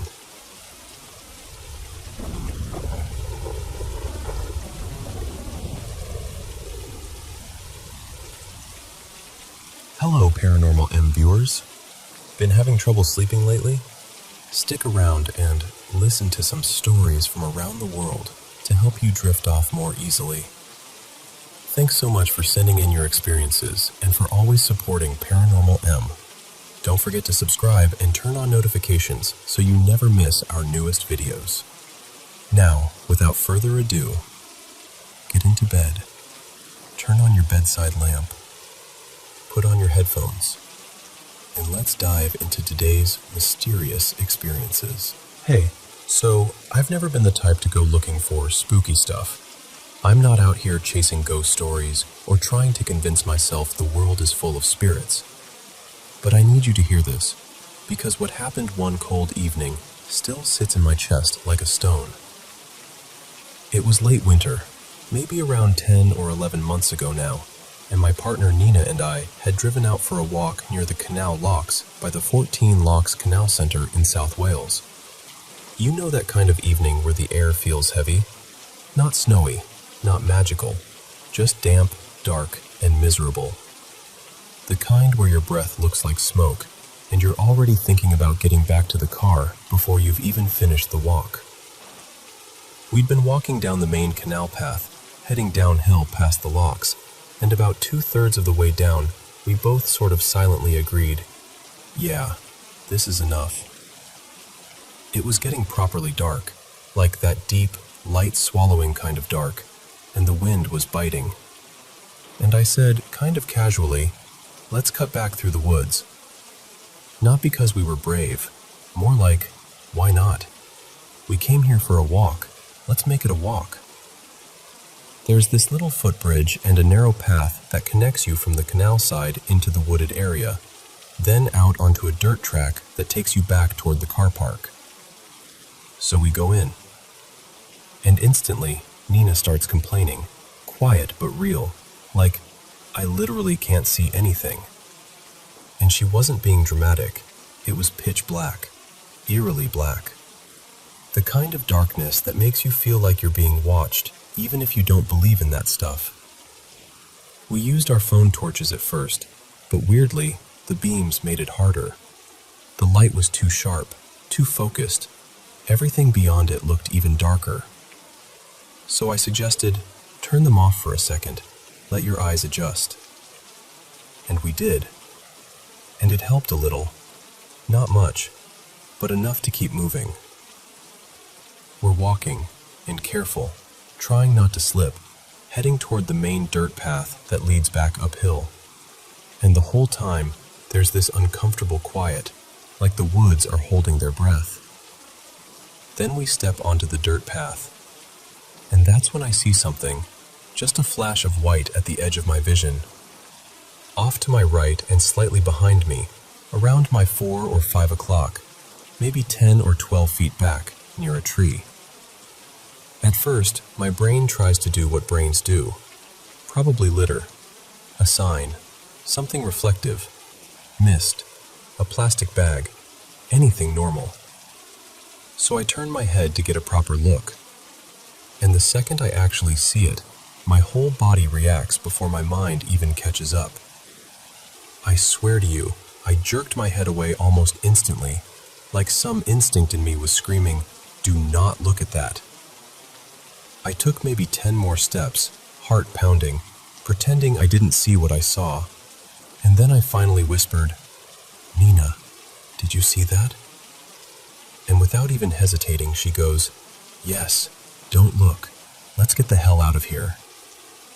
And the way she said it, no confusion, no what, just immediate certainty. That's the moment my stomach dropped. Because it meant it wasn't just my imagination playing tricks. Still, we both did it. We glanced back. And it was closer. Not a little closer, right behind us. That's when we ran. And I mean ran. Full sprint, no talking, no checking footing, just pure survival mode. And what's crazy is the way back to the car park is uphill. Normally it's a proper climb, especially in the cold. But we flew up that path like the ground was flat, like something was pushing us from behind. Adrenaline does wild things to your body. Only then did we slow down, bent over, gasping, and when we looked at each other, we had the same expression. That wide-eyed, shaken look like, what just happened to us? Now listen, this is the part I always struggle to describe, because it didn't look like anything I can easily compare to a person or an animal. It was bright white, like not white clothes, not someone with a torch, more like a white presence. A tall, skinny-ish shape, maybe 6 to 7 feet, but the weird thing was it didn't have clear arms or legs. No face, no features. It wasn't like a human silhouette. It hovered, about a foot off the ground, I'd say, and it had this faint glow to it, like the air around it was slightly lit. The best way I can describe it is like a pale smudge in the air, roughly the shape of one of those rounded ice cream sticks, but thicker, and not fully solid, slightly transparent, like something that shouldn't be standing there, because it wasn't standing. It was just there. And what messes with me is how aware it felt, like it knew we were there the moment we knew it was there. The second time we looked back, and it had moved closer, way too close. That's what convinces me it wasn't just a trick of the light or a weird reflection. It felt intentional, interested. Afterward, I kept thinking, maybe I'm overreacting. Maybe it was fog. Maybe there's a post or sign that catches moonlight. But Nina saw it too. She describes it the same way I do, without me feeding her details.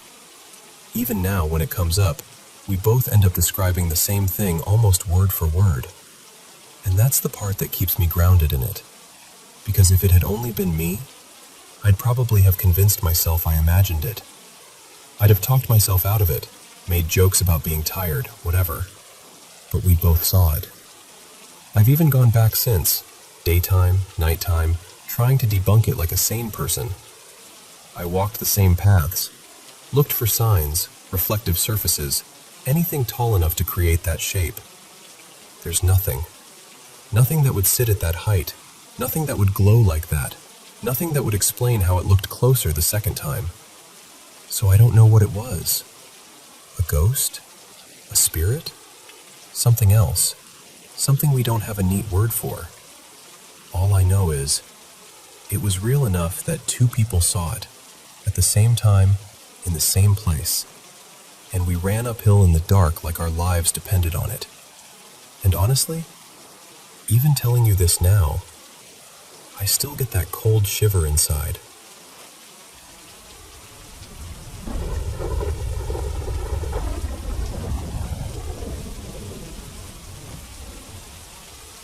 So, this was about 20 years ago now, and I'm 35, and I swear it still makes my skin crawl when I think about it.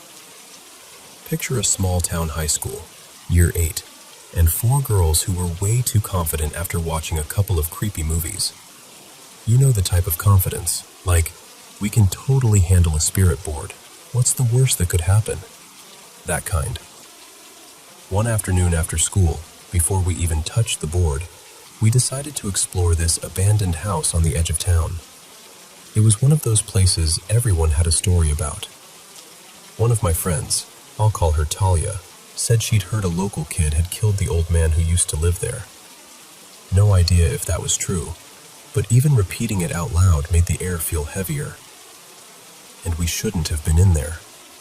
I remember that clearly, this tight, warning feeling in my chest, like my body was trying to drag me back out the door. But we stayed. And honestly, we acted like absolute jerks, kicking through junk, picking things up and tossing them, laughing too loud to cover how creeped out we were. There wasn't really furniture left, nothing personal, but we were still disrespectful. Just dumb teenagers doing dumb teenager things. When we left, we crossed the road into this empty paddock, like a big open field with patchy grass, and somehow decided right there, across from the dead man's house, was the perfect spot to mess around with a spirit board. Even saying it now, I'm like, what was wrong with us? One of the girls, let's say Mika, had made the board at home. It was the classic DIY thing. Letters, numbers, yes, no, a little goodbye in the corner that we absolutely did not take seriously enough. We sat in a circle, fingertips on the planchette, and started asking those cheesy questions you ask when you're trying to be brave. At first it was giggles, then it wasn't. The planchette started moving in that slow, deliberate way that makes you look at each other like, are you doing that? And nobody wants to be the first one to admit they're freaked out. I remember yanking my hand away at least once, maybe twice, because the movement felt confident, not random, like something was answering. And the name that came through, this is the part that makes me laugh and cringe at the same time, was something totally ordinary. Not Beelzebub or Lilith or anything dramatic. It was Graham, a normal name, which somehow made it worse because it felt real, like, oh, you're not playing a character, you're just here. We got scared fast, pulled our hands away, talked over each other, and then, because we were brilliant, we didn't say goodbye. We just stood up and left it. Like you can just wander off mid-summoning the way you wander off mid-conversation. Time passed. I lost touch with those girls over the years for totally normal life reasons, but I've always wondered what they remember about that day, because I know what happened after, and it still doesn't sit right with me. Over the next few weeks, 2 of them told me they started having really messed up dreams, and I started waking up at 3 a.m. exactly. Not around 3, not somewhere in the middle of the night. I mean bang on. I'd snap awake, heart thudding, and this cold dread would roll over me like a wave. Every time I'd stare at the glowing digital clock to confirm it, like I was hoping it would prove me wrong. And around the same time, my life was already messy. My parents had just split. My mom and I were getting ready to move interstate. I didn't have words for it back then, but my whole nervous system felt like it was stretched tight. I started having panic attacks and constant anxiety, and I truly thought I was losing it. I kept it to myself because I didn't want anyone to think I was being dramatic or crazy. My friends threw me a going-away party before I moved. Half our year showed up. Everyone was loud and hyped and running around like it was the best night of their lives, and I remember standing there feeling completely detached, like I was watching it from behind glass. Later that night, this small group came back from going for a walk, and apparently they'd tried messing with the board again, or doing some kind of spirit dare. One of the boys, I'll call him Ryan, looked wrecked. Like pale, shaken, not joking. He kept saying he'd seen this horrible vision of his whole family dying. And what do a bunch of teenagers do when someone says something that heavy? They brush it off. They keep partying. They laugh too loud. They pretend it's not real. But I remember thinking, I want nothing to do with this. I didn't even want to hear details. My whole body was like, nope, nope, nope. A few weeks later, it was moving time. Most of my stuff was packed up, and since my dad was staying in the house, I ended up sleeping on the couch in the living room, just for those last nights before Mom and I left. The 3 a.m. waking thing was still happening on and off, but that final night in the house, that's the one that's burned into my memory. I fell asleep on the couch with the room pitch black, and I had this weird, vivid dream where I was out in the backyard near the clothesline. There were people there, friends, family, just normal, casual, like a barbecue vibe. And then, suddenly, they all dropped, like their bodies just shut off, like they'd died. And then I heard my name being called, clear as day, but in this twisted, wrong voice, like someone trying to mimic a person but not quite getting the shape of it right. I jolted awake in the dark, instantly freezing, instantly aware. And I looked down toward the end of the couch, and there was a figure standing there. Not a shadow I imagined, not a coat hanging on a chair. A tall, solid, man-shaped figure right at the foot of the couch, facing me. I remember the feeling more than anything, the certainty, the absolute stomach-dropping certainty that someone was there, watching me. In this tiny, shaky voice, I went, "Dad?" No answer. I tried to focus, trying to make my eyes work in the dark, like if I could just catch a face, I could explain it away. And then I saw them. 2 faint, dull red points where eyes should be. Not glowing like a movie, not bright. More like the suggestion of red, but unmistakably there. And the presence felt bad, heavy, wrong, like the air itself didn't want it in the room. So I did the most 14-year-old thing imaginable. I pulled the blankets over my head and tried to breathe quietly, like if I made myself small enough, I'd disappear. I remember making this tiny gap under the blanket so I could get air, and just staying like that, rigid and sweating, praying it would leave. At some point, I must have drifted off again, because I woke up later with early light creeping in, and my mom was there, shaking me awake like any normal morning. We moved.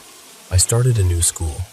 Life did what life does, kept moving, and I tried to shove it all into a box at the back of my mind. I told myself whatever bad energy was there could stay behind at that house. Except, about 1.5 years later, life looped me back. I ended up living in that same house again for study. Different city, different routine, and I was older, a bit tougher, trying to be normal about it. And for a while, it was fine. Until one day I was home alone, sitting at the computer desk, messing around online. The desk was tucked behind a wall, but through the doorway to the right, you could see into the kitchen and the small living area. I was mid-chat, completely mundane, when a sudden wave of unease hit me, like someone had walked into the room behind my back. And then, bang! It sounded exactly like the oven door being slammed, except ridiculously loud. The lights flickered at the same time. The sound had weight to it, like it shook the house. I froze, then shot up and looked into the kitchen. Nothing. No one. No open doors, no fallen objects. Just that horrible, sour, crawling feeling in the air. I didn't even try to be brave. I grabbed the cordless phone, bolted out the back door, and called my dad, with my heart trying to climb out of my throat. I probably sounded insane. All I could get out was, "Something's wrong in the house. Please come home." After that, I don't remember anything else dramatic happening. Maybe it stopped. Maybe I got better at ignoring it. Maybe I just got busy growing up and burying things the way you do. I'll be honest, there were years where I went out a lot, came home tipsy, and that probably helped me sleep through anything weird. But those memories? The paddock, the board, waking up at 3 a.m. like a bell going off, the figure at the end of the couch. That stuff doesn't fade the way normal memories fade. So yeah, if you take anything from this, don't mess with spirit boards when you're a teenager trying to impress your friends. Actually, don't mess with them at all.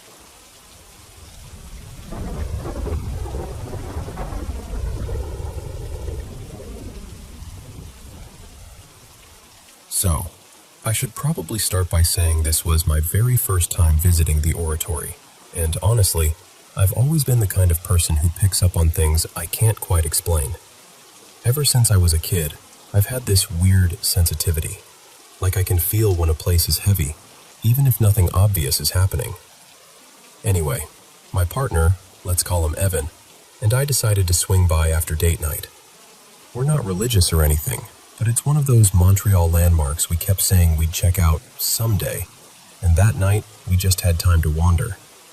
It was around, I don't know, maybe closer to 8:10 p.m. The sun was already down, and the air had that damp, misty chill that makes everything feel quieter than it should. We started outside, up on the higher terraces, taking a few photos of the city view. It was actually really beautiful. But the second we headed toward the main building, going up one of those escalators, something in me shifted. It was subtle at first, just a little wave of uneasiness. Then the nausea hit. Not like I ate something bad nausea. More like my body was reacting before my brain could decide whether there was a reason to react.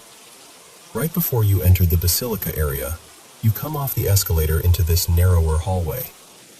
There was a security guard there, kind of posted up like he was directing foot traffic.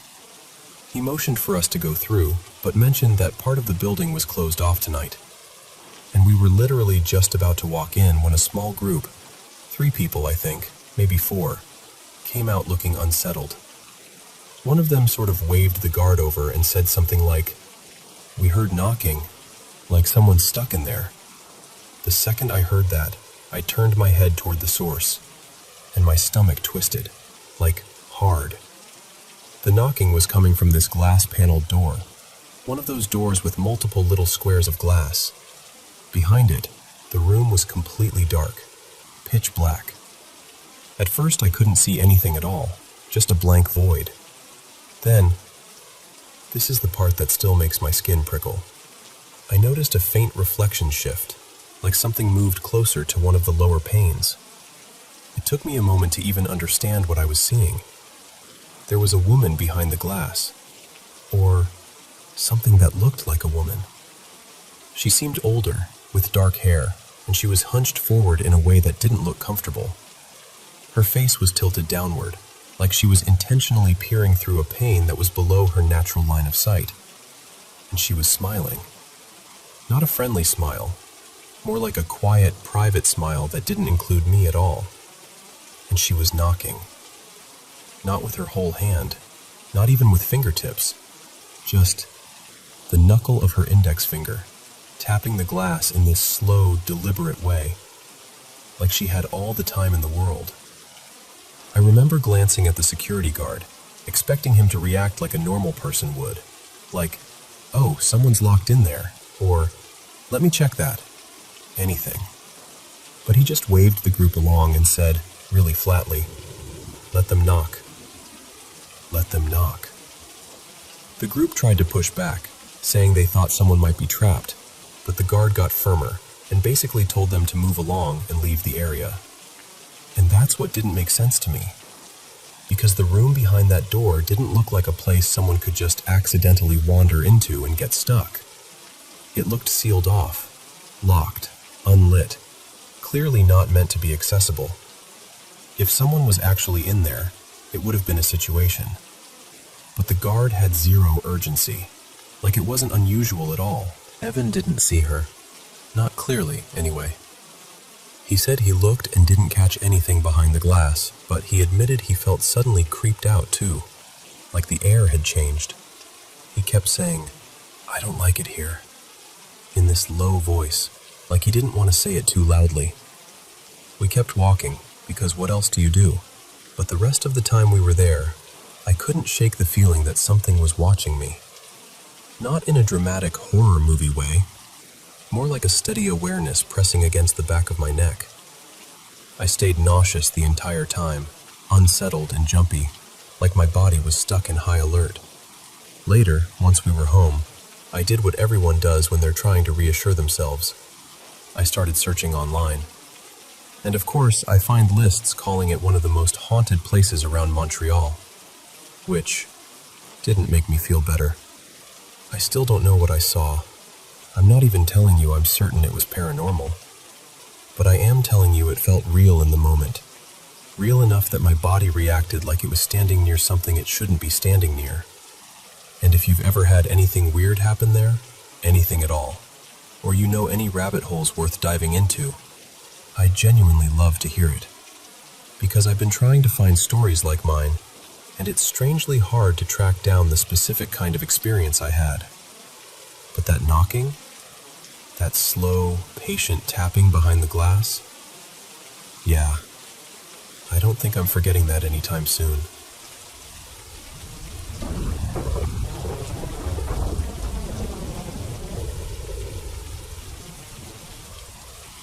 So, this happened a long time ago, but I can still feel it in my chest when I think about it. Back then, I was working this rough job with a small crew, basically clearing out houses after foreclosures. You know the deal. People moved out fast, or got forced out, and we'd come in to empty everything.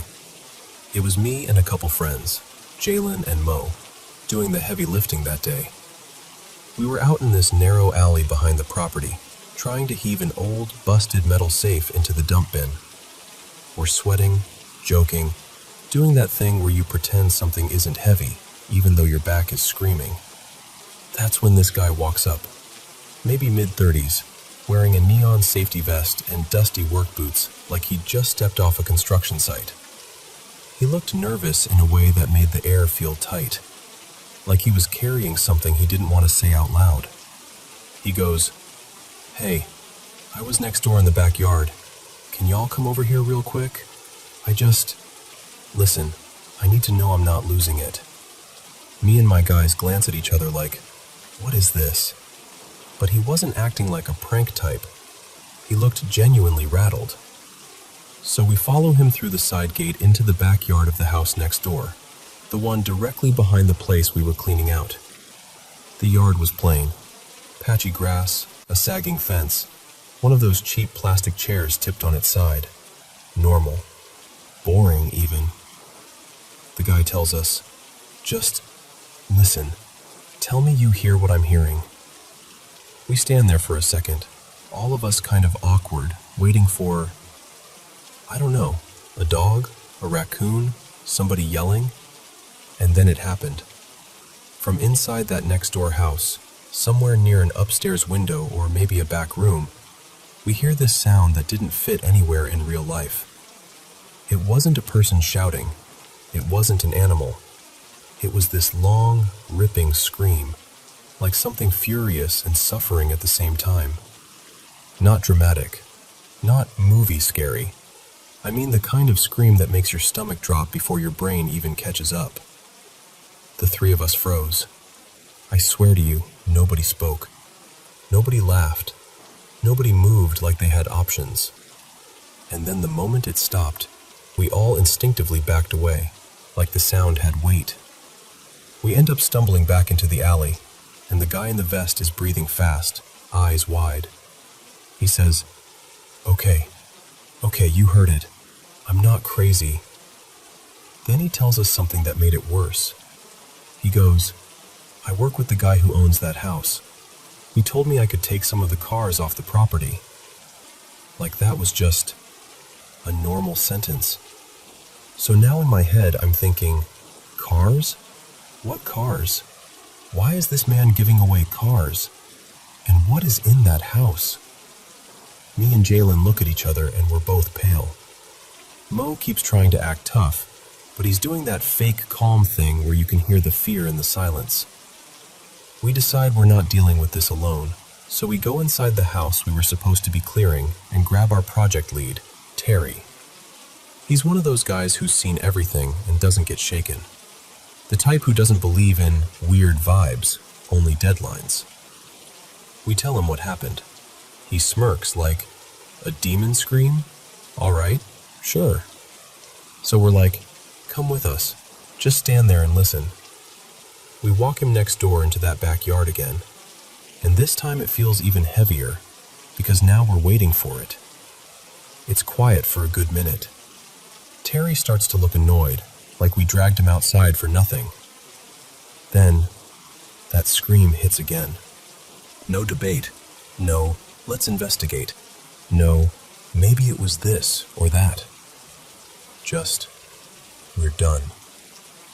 We packed up like our lives depended on it. And I'm not exaggerating. We didn't finish a thing. We didn't even want to be on that street anymore. And here's the part that still messes with me. The house we were clearing out, our actual job site, looked like whoever lived there left mid-life. Not like they moved, like they vanished in a hurry. There was a pot on the stove with food still in it. Plates set out like dinner had just started. A couple chairs slightly pulled back, like someone stood up too fast. And there were expensive things left behind. Stuff people don't just abandon unless something bigger is happening. Jewelry, electronics, tools, good furniture. The kind of things you'd expect somebody to fight to keep.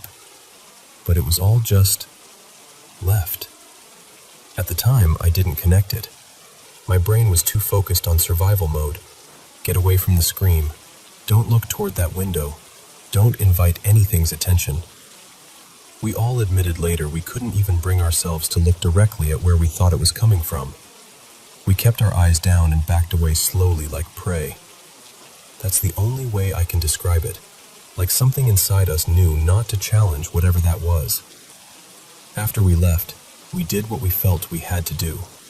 We prayed, right there in the parking lot, hands on our own heads, mumbling whatever words came out, just trying to shake it off. Trying to make sure nothing followed us home. And the wild thing is, it wasn't nighttime. It wasn't a spooky storm. It was broad daylight. Bright, ordinary day. Birds, cars passing, the whole world acting normal, except for that sound. There were 4 of us total who heard it, all grown, all sober, all fully awake. And every single one of us reacted the same way without even talking about it first. That was years ago now, and I haven't experienced anything that intense since. But I'll tell you this honestly. Whatever that was, it changed how I look at the world. I don't play around with stuff I don't understand. I don't chase energies for fun. I don't treat the unseen like a toy. Because some things out there don't feel curious. They feel hungry. And I don't ever want to be that close to something like that again. Not for money, not for pride, not for anything.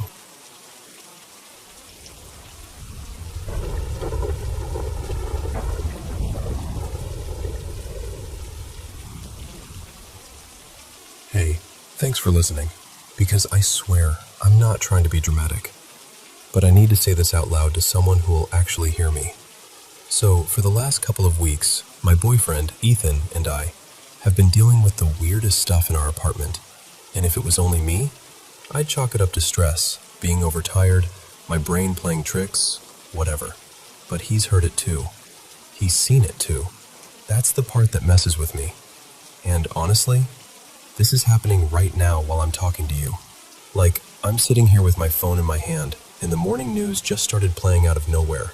No TV on, no laptop, nothing. And my cat, Miso, is crouched in the hallway like she's about to pounce. At absolutely nothing. She keeps tracking something with her eyes like it's moving. I feel ridiculous saying that, but that's exactly what's happening. Okay, back up. It started about 2 weeks ago. We were in the kitchen reheating leftovers from this little date night we had. Nothing fancy, just one of those we should celebrate us dinners. We're laughing, being normal, and then we start walking down this long hallway toward the bedroom. We're almost to the door, like 2 steps away, and then we hear it. A growl. Not a cat growl. Not like something in the pipes. This was deep, guttural, loud enough that it felt like it came from a chest, not a throat. It sounded like something from a movie, like a sci-fi monster or some over-the-top werewolf sound effect. We both froze for a split second, looked at each other, and then, no shame, we ran back into the kitchen like our lives depended on it. Because what are you supposed to do with that? After a minute of panicking and whispering, "Did you hear that?" like 12 times, we tried to be logical. We were like, maybe the TV unpaused by itself. We'd been planning to watch a horror movie later, and maybe it started playing something creepy. So we finally go back down the hallway, bracing ourselves, and the TV is off. Completely off. No sound, no screensaver, nothing. And we slept like absolute garbage that night, just so you know. Every tiny creak sounded like a threat.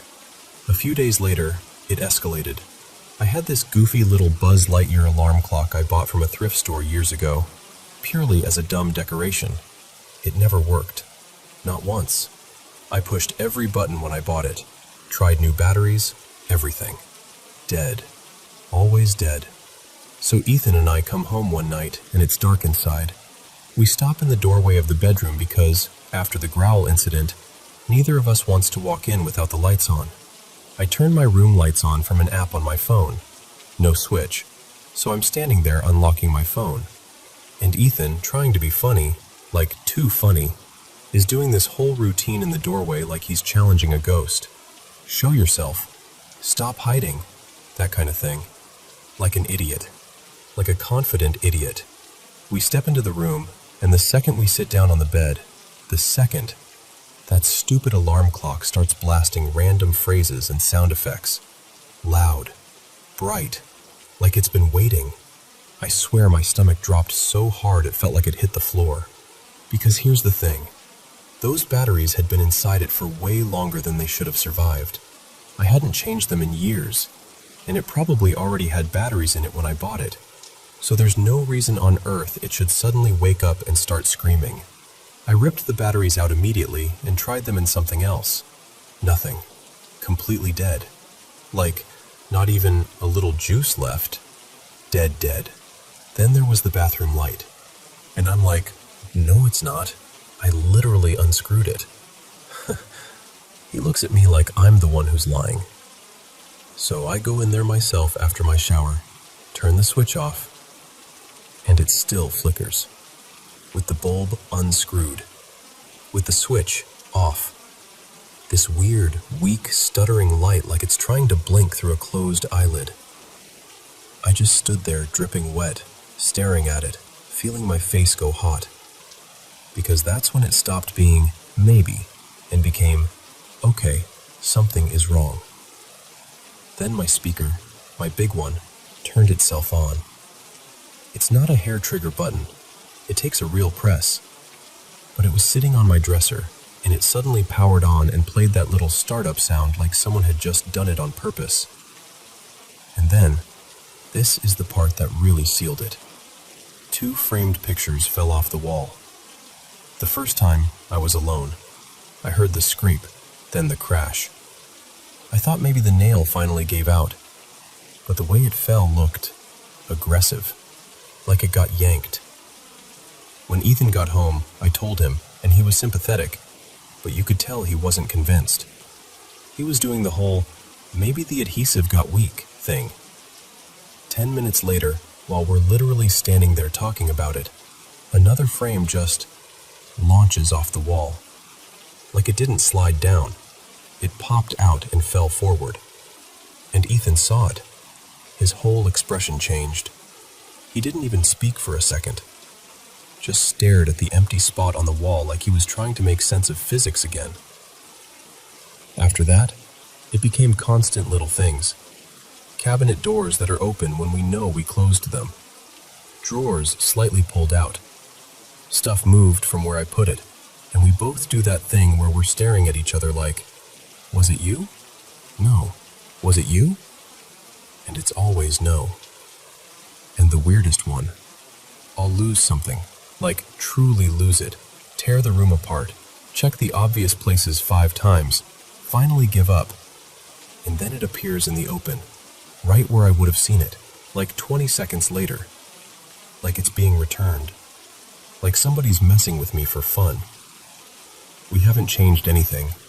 No renovations, no new electronics, no new neighbors that I know of. Nothing that explains why all of this started so randomly. The only thing I can think of, seriously, the only thing, is that a little while ago, I moved my grandmother's ashes into my room.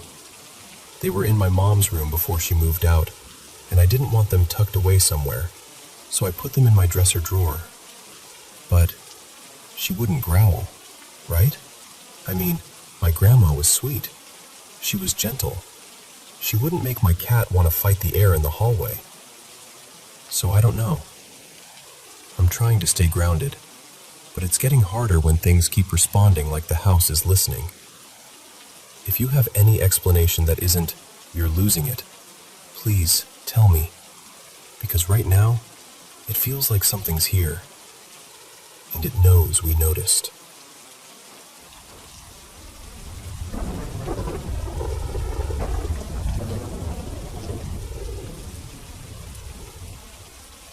So, I've always been there's a rational explanation type. I'm the person who rolls their eyes at ghost stories, not because I'm trying to be tough, just because I genuinely don't believe in any of that stuff. But I need to tell you what's been happening lately, because I'm running out of explanations that actually make sense. My partner Nadia and I moved into this little apartment not long ago. It's older, like you can feel the age in the floors and the walls, but it's close to both our jobs, and the rent was weirdly low for the area. We convinced ourselves it was a win. A little cramped, sure, but worth it. The first thing that felt off wasn't even something I noticed. It was our cat. Her name is Pickle. She's usually calm, almost lazy. Not destructive, not jumpy. The kind of cat who watches the world like she's mildly disappointed in it. But after we moved in, she started acting wrong. We'd wake up and find stuff tipped over in the living room. A book on the floor when it had been neatly stacked. A little plant knocked sideways. We'd hear these dull thuds at night, like something heavy bumping into furniture. And naturally, we assumed it was Pickle getting the zoomies in a new place. Stress, new smells, smaller space, all that. I kept telling Nadia, give her time, she'll settle. Then one night, we're in bed watching a movie on Nadia's laptop. Lights off, blankets pulled up, the whole cozy routine. When we hear this sudden crack from the living room. Not a little bump, not a shuffle.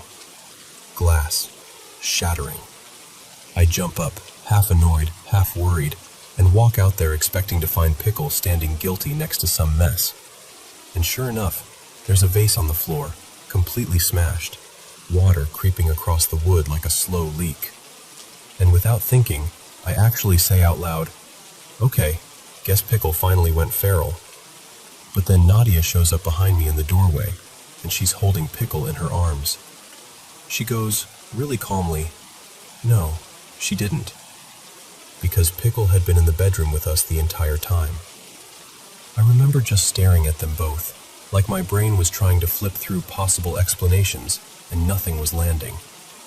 After that, it didn't stop. We'd hear things from the living room when nobody was there. Little knocks. Soft, dragging sounds that would go quiet the second we got up to check. And items kept ending up on the floor. Sometimes stuff that didn't even make sense for a cat to reach. And I kept doing what I always do, trying to reason it away. Maybe there's a mouse. Maybe there's some weird draft. Maybe the building shifts and the furniture isn't level. Maybe the table is tilted and I just never noticed. I even got down on the floor once, like an idiot, squinting at the legs of the coffee table like it was going to confess something. At one point we found a chair tipped over, fully on its side, not just scooted, and I still tried to be chill about it. I said, maybe she jumped on it and it wobbled weird, even though I heard myself saying it and knew it sounded ridiculous. Then last weekend happened. Nadia took Pickle to visit her parents for a few days. Pickle likes their house. More windows, more sun. I stayed behind because of work, so for the first time since we'd moved in, I was alone in the apartment. The first morning, I'm in the kitchen making breakfast. Nothing fancy, just toast and eggs, and I hear this loud thud from the direction of the fridge. It wasn't a rattle. It wasn't the compressor kicking on. It sounded like someone hit the fridge with a closed fist. Hard. I walked over and put my hand on the fridge door like, I don't even know why. Like I expected it to be warm, or vibrating, or guilty. Everything looked normal.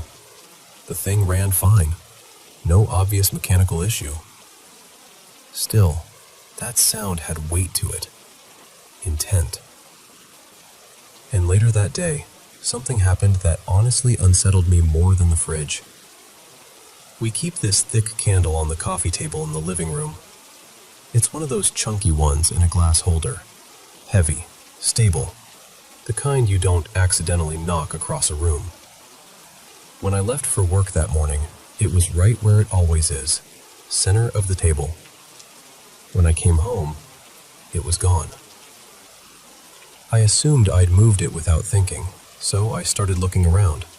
Under the couch, by the TV stand, behind the curtains, like it could have rolled away on its own. And then I found it. Across the room. Not just on the floor near the table. Across the room. Like something had sent it sliding or flying. The candle itself had snapped cleanly in two, and the glass holder was cracked like it had taken impact.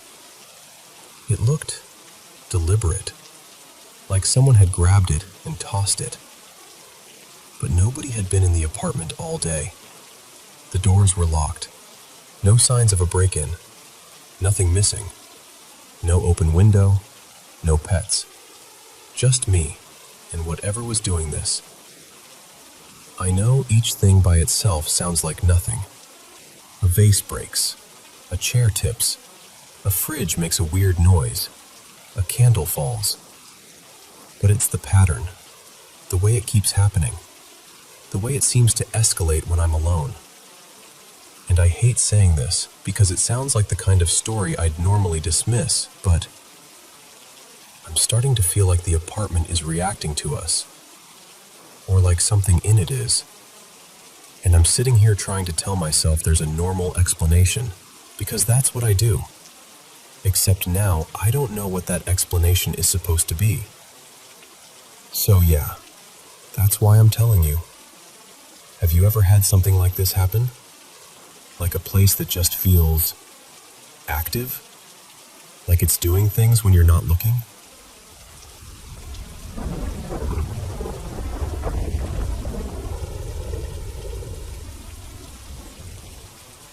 So, you know how people always say kids and animals pick up on things the rest of us can't?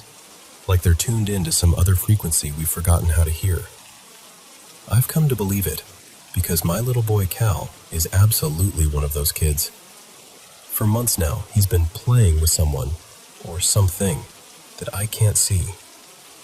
And I want to be clear, it's never scary. It's never heavy. It's the sweetest thing. I'll catch him suddenly turning his head like he just heard a familiar voice, and then his whole face lights up, this massive grin, the kind that makes your chest warm. He gets all wiggly and excited, like he's trying not to laugh, but he can't hold it in. At night, when I put him down, I'll check the baby monitor, and there he is, on his back, kicking his little feet, giggling like he's being tickled by an invisible best friend. One time, I even saw it happen in the car. We were driving home, and he kept looking over his shoulder at the empty seat behind him, laughing and babbling like he was having the best conversation of his life. And honestly, I've always told myself it's something gentle. Maybe my late great-aunt, or a grandparent, or, if you're the kind of person who believes in it, maybe just some kind of guardian energy that's fond of him. Whatever it is, it feels loving. That's the only way I can describe it. And Cal, he adores animals. Like, adores. Animal books, animal sounds, documentaries, cartoons. If it has fur, feathers, scales, or hooves, he's in. His favorite toys? All animals. His favorite videos? Animal compilations. If we're walking outside and a squirrel so much as blinks in our direction, he's thrilled. He's also been around all kinds of dogs. We used to have a gigantic, gentle Great Dane who passed not too long ago. Still miss that sweet old soul. He's been around my friend's tiny, furious little Chihuahua that barks like it pays rent. My sister has this bouncy Aussie mix and a happy-go-lucky chocolate lab. And my father-in-law's cattle dog, oh my gosh. Picture a dog that treats every visitor like an intruder in an action movie, barking non-stop, throwing himself at the window, acting like the glass is the only thing keeping the world from ending. And Cal? He thought it was hilarious. Not scared, amused. Like, wow, what a funny guy. So that's why what happened this week completely floored me. A few days ago, I stepped in to help a dog I knew wasn't being treated right. He'd spent most of his life either tied outside or shut in a crate for basically the entire day. I'm talking all day, every day. No real play, no real walks, no real love. Just existing. He's about 9 months old, a pit terrier mix, and I renamed him Milo. And despite everything he's been through, he isn't mean. He isn't snarling or snapping or acting aggressive. If anything, he's this desperate, energetic, skinny little love bug. A good dog who just never got to be a dog. The plan was to keep Milo, at least for now, and introduce him to Cal slowly after a few calm days, once Milo had settled and learned the rhythm of our home. No rushing, no pressure. But this morning, my husband put Milo outside on the back patio, right near our sliding glass door, so Milo could get some air while we did breakfast. And when I brought Cal into the kitchen and he noticed the dog through the glass, Cal's whole body changed, and I stood there thinking, what is happening? Because I have never seen him do that. Not once. Milo was just lying there, quiet, watching, not lunging, not barking, not even moving much, just there. We tried again, gently. We brought Cal back toward the door like, hey buddy, it's okay. It's just the dog. He's outside. You're safe. And Cal did it again, only worse. Like the panic had ramped up. He kept his face turned away, eyes squeezed shut, crying harder, pushing back, trying to get as far from the glass as he could. My husband and I just looked at each other like, are you seeing this? It was so strange, and honestly, it was painful to watch. Because it wasn't a tantrum. It wasn't toddler stubbornness. It looked like fear, real fear. The rest of the morning, Cal wouldn't go near that side of the kitchen. Even in the living room, he kept flicking his eyes toward the blinds by the patio door, like he was checking, like he needed to be sure that door wasn't open, that Milo wasn't coming in, that something wasn't about to happen. And that's what gets me, because I've seen Cal startled before. I've seen him jump when a loud dog barks suddenly. I've even seen him get upset for a moment when my father-in-law's dog smacked the window right near him during a meal and scared the life out of all of us. But this wasn't that. This was different. This was immediate, instinctive, like his body knew something before his brain could even make sense of it. So of course my mind started going to the weird place my mind goes when something doesn't add up. I thought about the invisible playmate thing, the laughing at empty corners, the monitor moments, the car seat conversation. And then I thought, what if he's not reacting to Milo, but to something around Milo? Like something he's carrying, something left behind, a heaviness, a memory. I don't even know how to say it without sounding dramatic, but the truth is, I've never felt this kind of peculiar energy in a situation before. All I know is, Cal has never reacted like that in his entire life. Not with any dog, not with loud dogs, not with big dogs, not with chaotic dogs. And now I'm sitting here heartbroken because I can't ignore my child's reaction. I don't think we can keep Milo, not if Cal is going to live in that kind of fear. Which kills me, because Milo deserves softness. He deserves a home where he can finally exhale. So now I'm in this awful middle space, trying to do right by a dog who's been through hell, and also trying to protect my child who's suddenly terrified for reasons I can't explain. And I guess I'm saying all of this because, has anyone ever experienced something like this? A child reacting to an animal in a way that feels bigger than normal fear, or like they're sensing something you can't. Because I'm still sitting here, replaying it in my head, and I can't shake the feeling that something unusual is going on. And I don't know what it means, only that it left my heart feeling heavy all morning.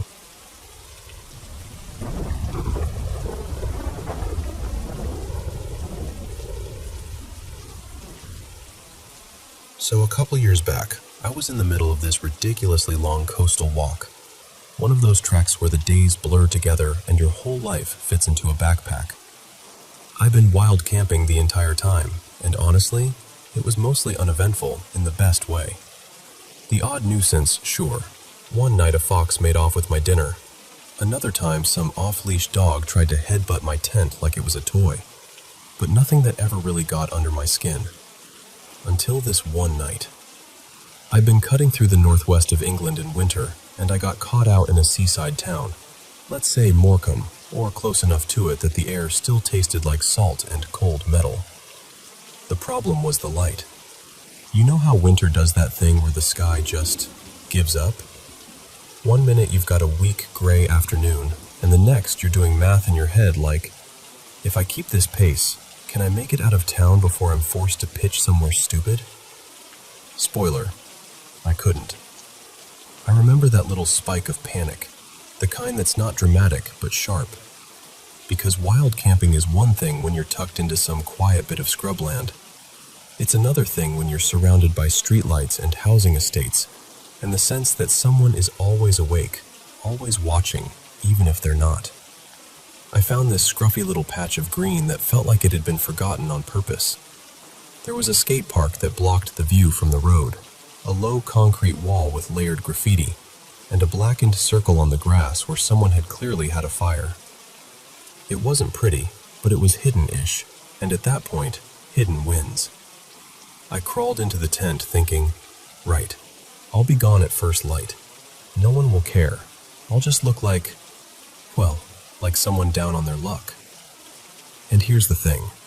When you're in a tiny tent in a town, you start imagining how you're being perceived. Like, if anyone sees the shape of a person in there, they might assume you're homeless, or dangerous, or both. And that thought doesn't help you sleep, funnily enough.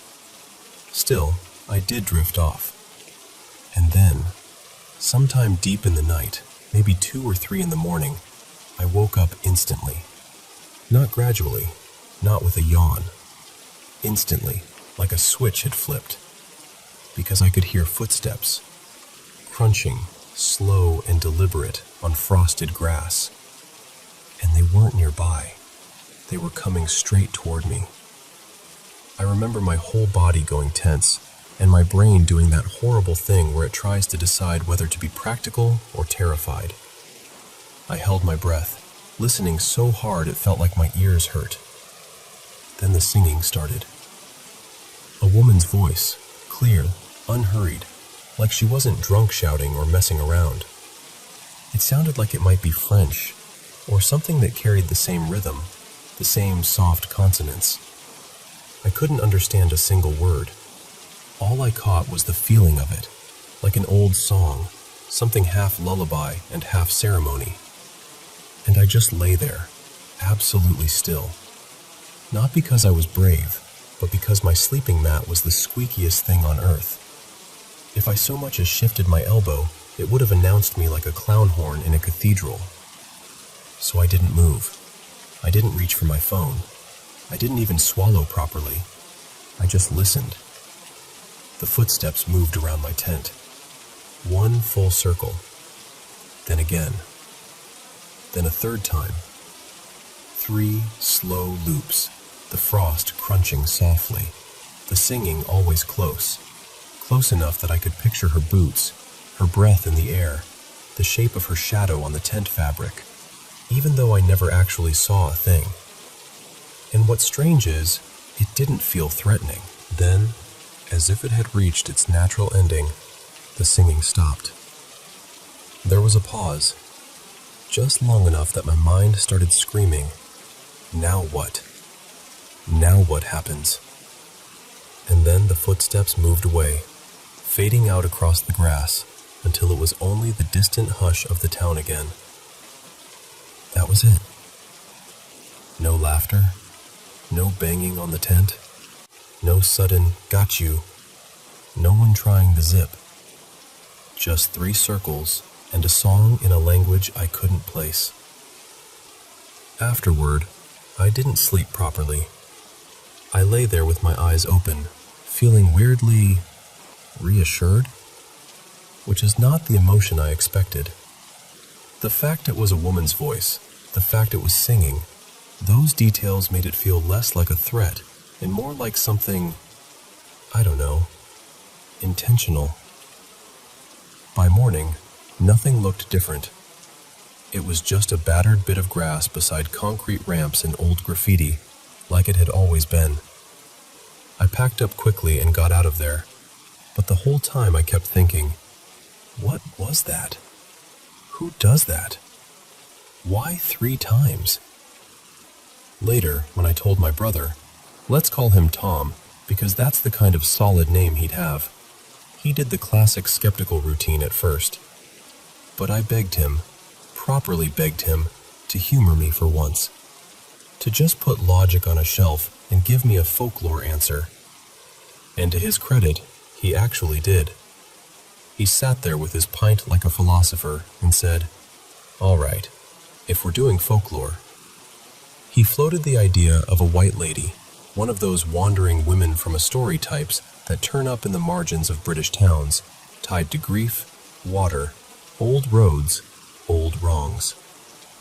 Then he said, since I'd been near an old theater, one of those Victorian places with peeling posters and long closed doors, it could be some kind of performer spirit, a singer, someone who died with a melody still in her throat. He even mentioned how touring companies used to cross between Britain and France, swapping songs and styles, like the coastline itself was a corridor. And I know, there's a perfectly reasonable explanation. Someone could have been drunk, or sleepwalking, or deliberately trying to spook whoever they thought was camping there. But here's what keeps snagging in my mind. Why sing? Why circle? And why exactly 3 times? Because 3 feels symbolic, like an old rule, like the kind of number that shows up in stories because it means something, a blessing, a boundary, a warning, a protection, like drawing a line around something you don't want touched, or marking something you do want noticed. Sometimes I wonder if it was a curse. Sometimes I wonder if it was the opposite, like a kind of accidental protection. Someone seeing a lone tent in the cold and doing whatever ritual they'd inherited, half joking and half believing, to keep the night from swallowing it. And sometimes, if I'm being honest, I wonder if it was just one of those moments where the world overlaps itself for a second. where you're exhausted and far from home and half dreaming, and something ancient and human and inexplicable brushes past you, singing softly, and then moves on. All I know is I've camped in plenty of strange places, but I've never had the night walk around me in 3 slow circles and sing.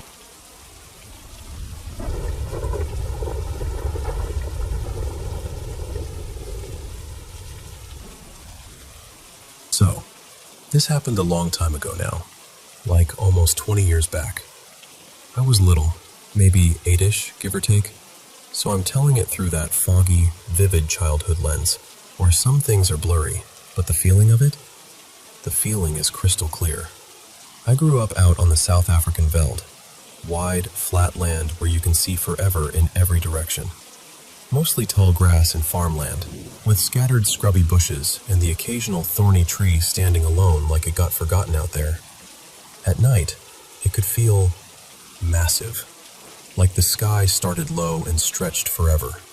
This was during a weekend camp. Could have been a school camp or a church one. I honestly can't remember which. But I remember the game. We called it Lantern Stalk. That was the big event everyone looked forward to. Here's how it worked.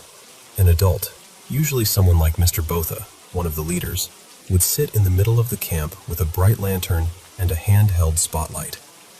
Then they'd drive the kids out into the veld and drop you off in groups, far away. Maybe a kilometer or so. Once you were out there, you'd split up and try to sneak back through the dark and touch the lantern.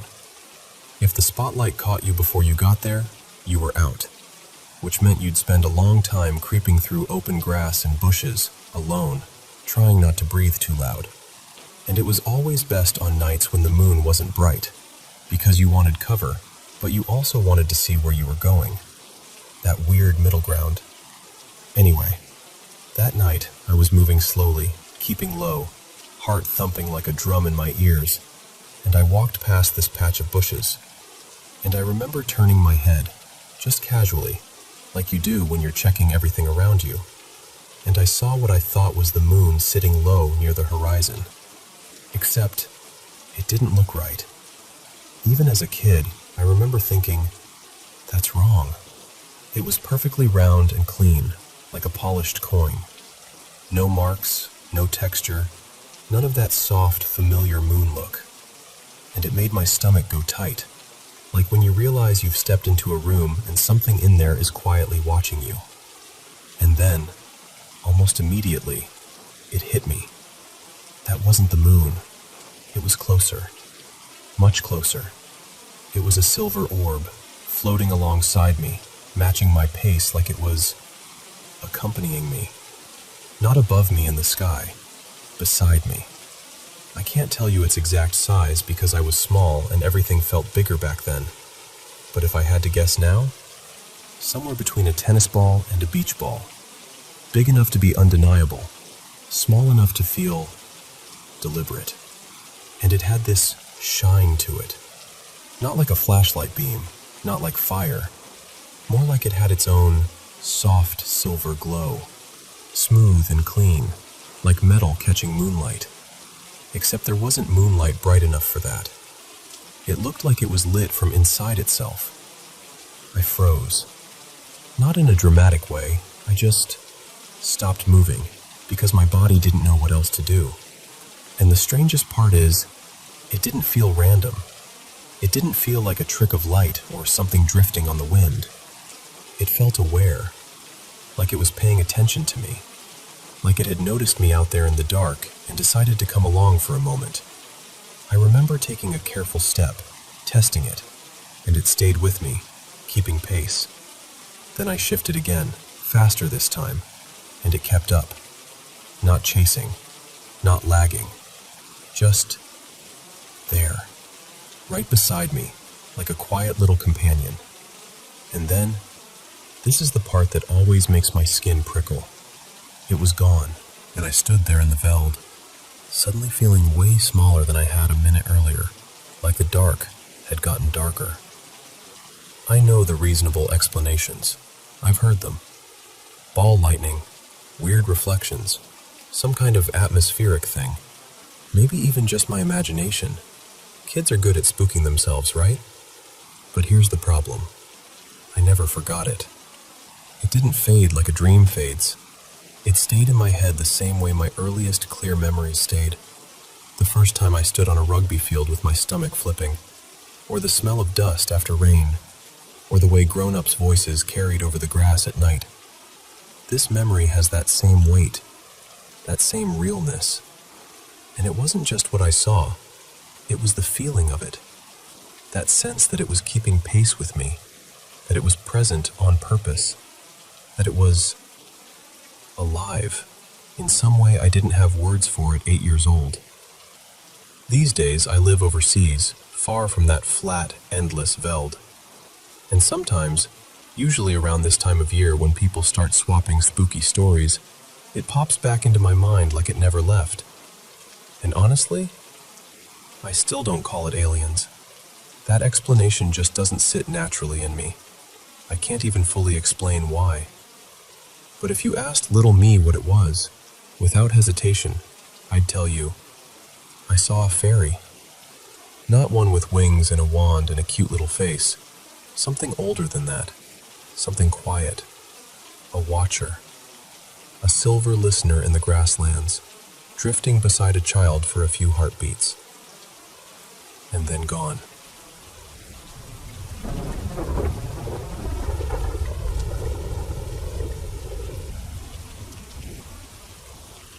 Okay, so I'm going to tell you this the way I'd tell a friend, because that's honestly what it feels like right now. Like I need someone to just hear it. My boyfriend Lachlan lives in this house that backs onto a strip of woods and faces this huge open farm field. It's the kind of place that looks peaceful in the daytime. Gray sky, long grass, quiet roads. But at night it feels like the dark has space to stretch out, you know? We're not far from Stirling, still in Scotland, so it's not like we're in the middle of nowhere. But it feels like it sometimes. Lachlan's tall and skinny. He's 18, and he lives with his mom and his stepdad, Ewan, who's really into paranormal stuff. Like, not in a joke way. He takes it seriously. And I used to roll my eyes a bit at that, I'll admit. Not anymore. Because every so often, in the middle of the night, there's this sound, this howling. Not like a fox, not like a dog. Something longer, hollow. It doesn't make sense because there aren't any big dogs nearby that we know of. And there's this bathroom door in the hallway, directly opposite Lachlan's bedroom, right beside his mom and Ewan's room. That door will slam shut at night even when nothing's open. No wind, no windows, nothing. Sometimes it's not just once either. It'll be like, bang. Then a while later, bang again. Like it's trying to make sure you notice. Anyway, here's how the last few nights went. Night 1. It was around 1:20 in the morning. Lachlan heard the howling, and instead of doing the sensible thing, which is staying in bed, he got up to look. He told me later he doesn't even know why, like his body just moved before his brain caught up. He went toward the window, and he said the only way he could describe what he saw was something like that creepy rake thing people post online. Pale, too long, wrong looking. And he said, "This is the part that makes my stomach go cold." He made eye contact with it, and the second he saw it, the howling stopped. Like it had been waiting for him to look. He also said the room felt colder than it should have been, like the heat had been sucked out. Then, right after, something in his room cracked. This little glass ornament on his shelf just split and broke. No one touched it. It just snapped. Night 2. Not as dramatic, but honestly it was worse in a different way, because it was all feeling. He kept thinking someone was watching him through the gap in his curtains, even though he couldn't see anything. The air felt cold again, sharp cold, like breathing in a fridge. And something slipped off a shelf in his room. Nothing heavy, just a small thing. but it still made him jump because it was so sudden. Then, in the daytime, daylight, he was walking from his place to mine and he heard growling from the woods. Different woods than the ones right by his house, not the same direction. And he said it wasn't like a dog growl. It sounded lower, like it had weight to it. Night 3. This one spiraled. It started around 10:30 at night and didn't really stop until after 3 in the morning. He noticed one of his collectibles, a little action figure he always keeps on the middle shelf, was suddenly way higher up, like 2 shelves above where it normally sits. And the box it came in was on the floor, open, like someone had rummaged through it. He swore he hadn't moved it. Later, a tiny, lightweight figure, one of those small ones that barely weighs anything, tipped off a shelf and fell, and he said he saw it from the corner of his eye, like he watched it happen without looking straight at it. Like whatever was going on didn't want him to fully see. A little after 3:10, I hung up for literally a minute, just to plug in my phone, and in that minute, he heard knocking at his window. Not tapping, knocking, like knuckles. He called me back so fast I felt my chest drop when I saw his name pop up again. While we were talking, the bathroom door slammed, so loud it made him flinch, and after that there was this smoky smell in the hallway, like burnt dust or something electrical, but nothing was actually burning. And his little star projector, the one that makes the ceiling look like a night sky, kept turning off on its own. Twice. He'd switch it back on, it would stay a bit, then click off again like someone flicked a switch. We didn't actually go to sleep until nearly 5:30, and even then, it wasn't real sleep. It was that half-awake, listening for sounds kind. Night 4, tonight. It's just after 11 now as I'm telling you this. Earlier, around 7:45, Lachlan was walking home from my house, and he stepped on something in the dark. A dead rabbit. He froze because he swore it hadn't been there when we walked the same way earlier, like it had appeared. When he got home, he finally told Ewan everything, properly, and Ewan didn't brush it off. He said he'd heard the door slamming too. He's heard the howling. And he said something that made Lachlan go quiet. That while he was out walking their dogs recently, he thinks he saw a figure by the edge of the field that sounded too similar to what Lachlan described. Within the hour, Lachlan made food, and he got that same being watched feeling, so he shut the blinds. The kitchen got smoky from cooking, so he opened the window to clear it out, just for a few minutes. And a few minutes later, his phone made a sound on its own. Not a notification he recognized. He said it sounded like one of those harsh, echoing creature noises from a sci-fi film, like something that shouldn't be coming out of a normal phone speaker. He said it reminded him of those alien movies, the way people describe them. I haven't seen them either, but the way he said it, he sounded genuinely shaken. So that's where we are. Both of us anxious, adrenaline spiked, sitting with that awful feeling that something is too close and too aware of us. And what's scaring me most isn't even one specific thing. It's the pattern. The way it keeps happening. The way it feels like it's escalating. And I know this sounds ridiculous when you say it out loud, but we keep thinking the same question. If something really is there, how do you tell it, respectfully, safely, that you need space? That you want it to stop? That's it. That's the whole mess. And I swear, I'm not trying to make it sound like a horror story. I'm just telling you what's been happening. Exactly the way it's been happening to us.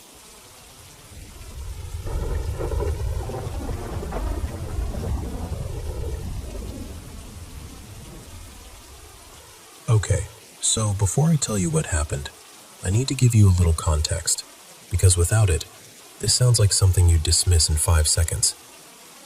I'm 26, and my best friend, let's call her Mila, is the same age. I've known her forever, and for as long as I've known her, she's carried this heavy, uneasy story around her. like a shadow that never fully leaves. Mila spends part of the year living with her uncle on family land. It's one of those places that's hard to explain unless you've been there. There's a mobile home, a few scattered houses nearby, and more land around it that belongs to her relatives. It's quiet, kind of tucked away, and there are trees everywhere, enough that the darkness at night feels thicker than it should. Mila comes from a Romani background, Manouche on her dad's side, Catalan Gitanos on her mom's side, and she's not in contact with her parents anymore. They were abusive, and they left their kids behind. So her uncle has basically been her stable ground for years. But here's the thing. Weird things have followed that paternal side of her family for generations. Not like the house creaks at night weird. I mean, the same specific kind of thing, described the same way, by different people, decades apart. A man. And when I say man, I'm only using that word because we don't have a better one. This figure shows up at night, randomly. It doesn't matter if it's summer or winter, raining or snowing, windy or perfectly still. Sometimes it's near the grandmother's place, sometimes near the brothers, sometimes near the uncle's land. Sometimes, years ago, it was near her parents' place too. Always late, always watching. And the part that gets under your skin isn't just that he's there. It's that apparently he's been there for a long time. Like, since Mila's aunts and uncles were children. The same description, the same presence, the same feeling.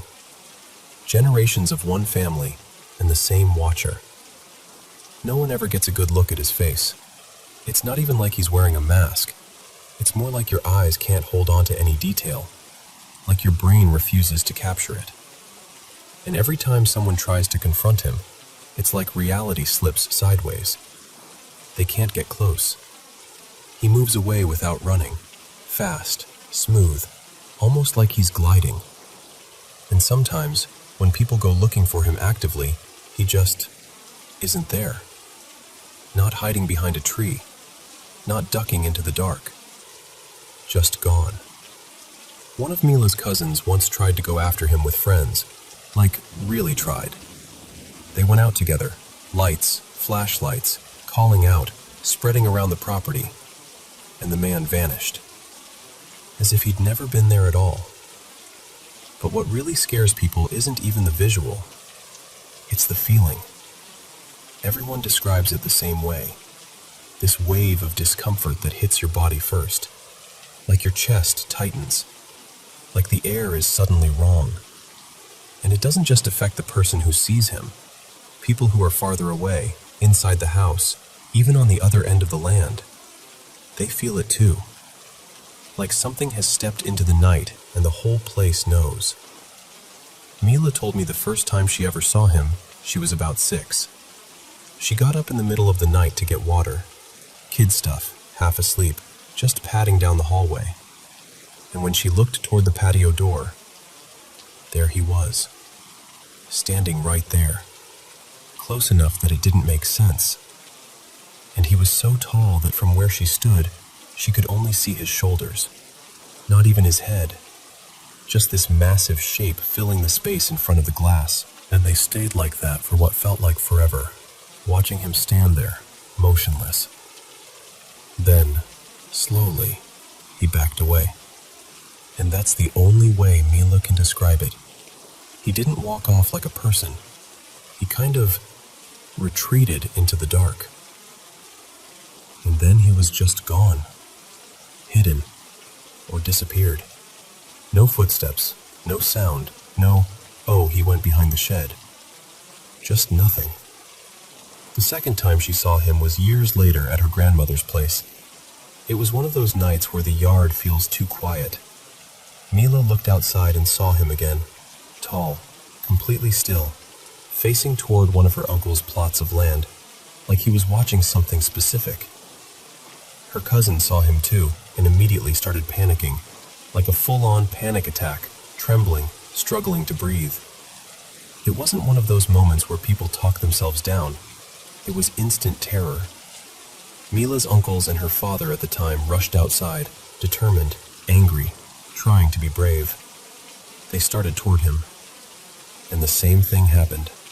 He moved away without running. Fast, effortless, always just out of reach. And still, no face, no details, just that towering silhouette and the sense that he was aware of them without reacting like a normal human being would. Now, the third time is the one I can tell you about personally, because I was there. This was at her uncle's place on the land. I remember it so clearly because I wasn't primed for it the way her family was. I had heard the stories, sure, but part of me still filed it under someone creepy or family legend that got bigger over time. That night, it didn't feel like a story. It started with the dogs. They weren't barking like they do when a fox or a cat shows up. They were whining, low, distressed, like they didn't want to go near the windows.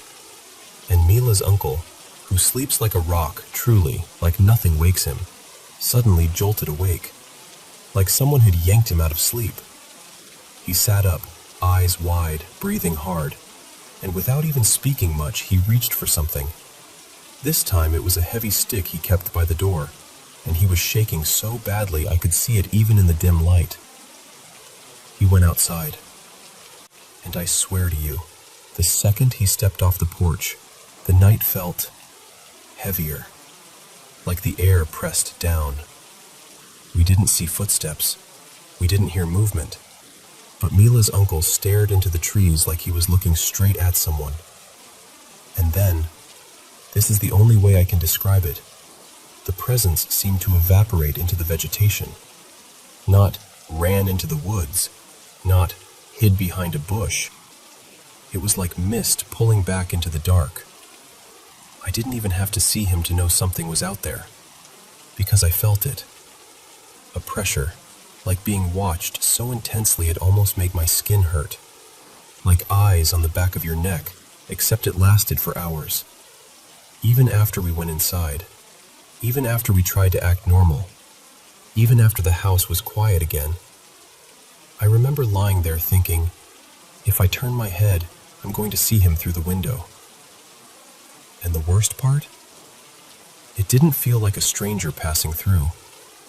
It felt like something that already knew the place, like it belonged to the night there, like it had done this before, over and over, long before I ever stepped foot on that land.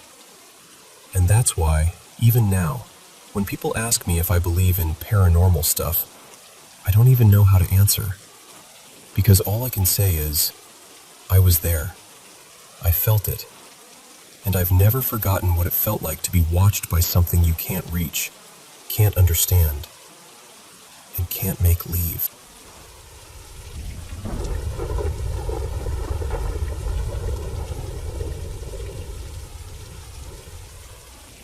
So, I'm just going to say this out loud, because I've carried it quietly for years, and it still feels too strange to keep locked up. I haven't told many people, mostly because I don't expect anyone to take me at my word, but I think it deserves to be heard. I've always been the kind of person who leans on logic, cause and effect, patterns, explanations.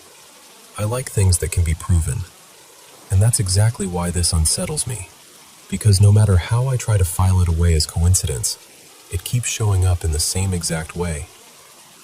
The first time it happened, I was in elementary school, 3rd grade, I think. It was one of those bright, loud afternoons where recess feels like the whole world. Me and a few friends were playing tag, and I was it, sprinting full speed after this kid named Mason.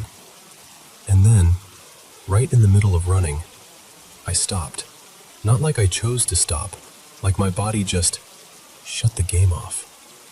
Every hair on my arms and neck lifted, and this cold ripple moved through me, like a wave that started in my chest and rolled outward. Not painful, just intense, like being suddenly dipped into icy water, except it wasn't on my skin, it was inside me. Along with it came this heavy sadness, the kind that doesn't have a story attached to it. No reason, no thought, just grief, dropped into my body out of nowhere. I stood there for maybe 15 seconds, staring at nothing while the game kept going around me. Then it was gone, like someone flipped a switch. I shook it off and went right back to playing, laughing again, like nothing happened. That afternoon when I got home, my mom was quiet, too quiet. And that's when I found out my great-uncle Ray had died earlier that day. Later I learned the timing. It lined up with recess, with the exact window where I'd frozen in place. At the time I told myself it was a bizarre coincidence. Kids get weird feelings sometimes. Maybe I'd just sensed something in the air. Maybe my brain made up the timing afterward. I tried to be rational about it. But then it happened again. And again. Not constantly. Not for random things. Only when someone close, family, or someone I truly loved, was about to go, or had just gone. Same sensation.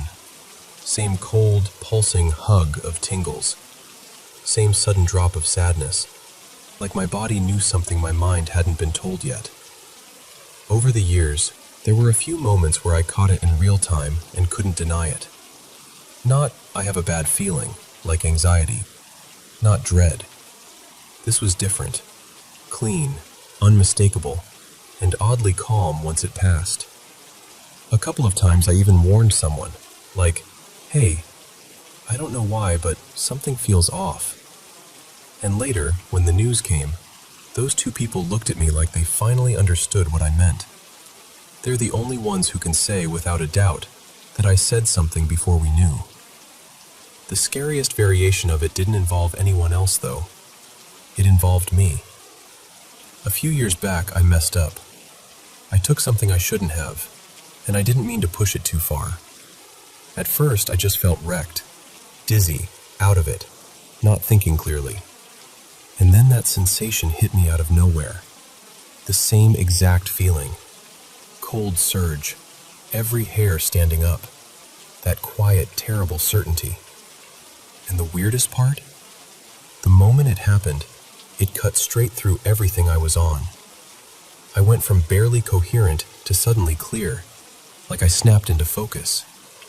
I could walk steady. I could think. It wasn't gradual.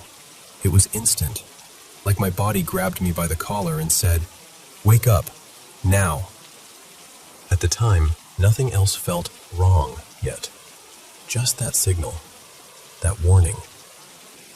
I sat on the edge of my bed afterward, shaken but still clear, and about 20 minutes later, the overdose symptoms really kicked in. Hard. The kind of stuff that makes you realize how thin the line actually is. I'm not exaggerating when I say I don't think I'd be here if that feeling hadn't jolted me into action before my body started failing. And that's the part that made it impossible for me to dismiss anymore.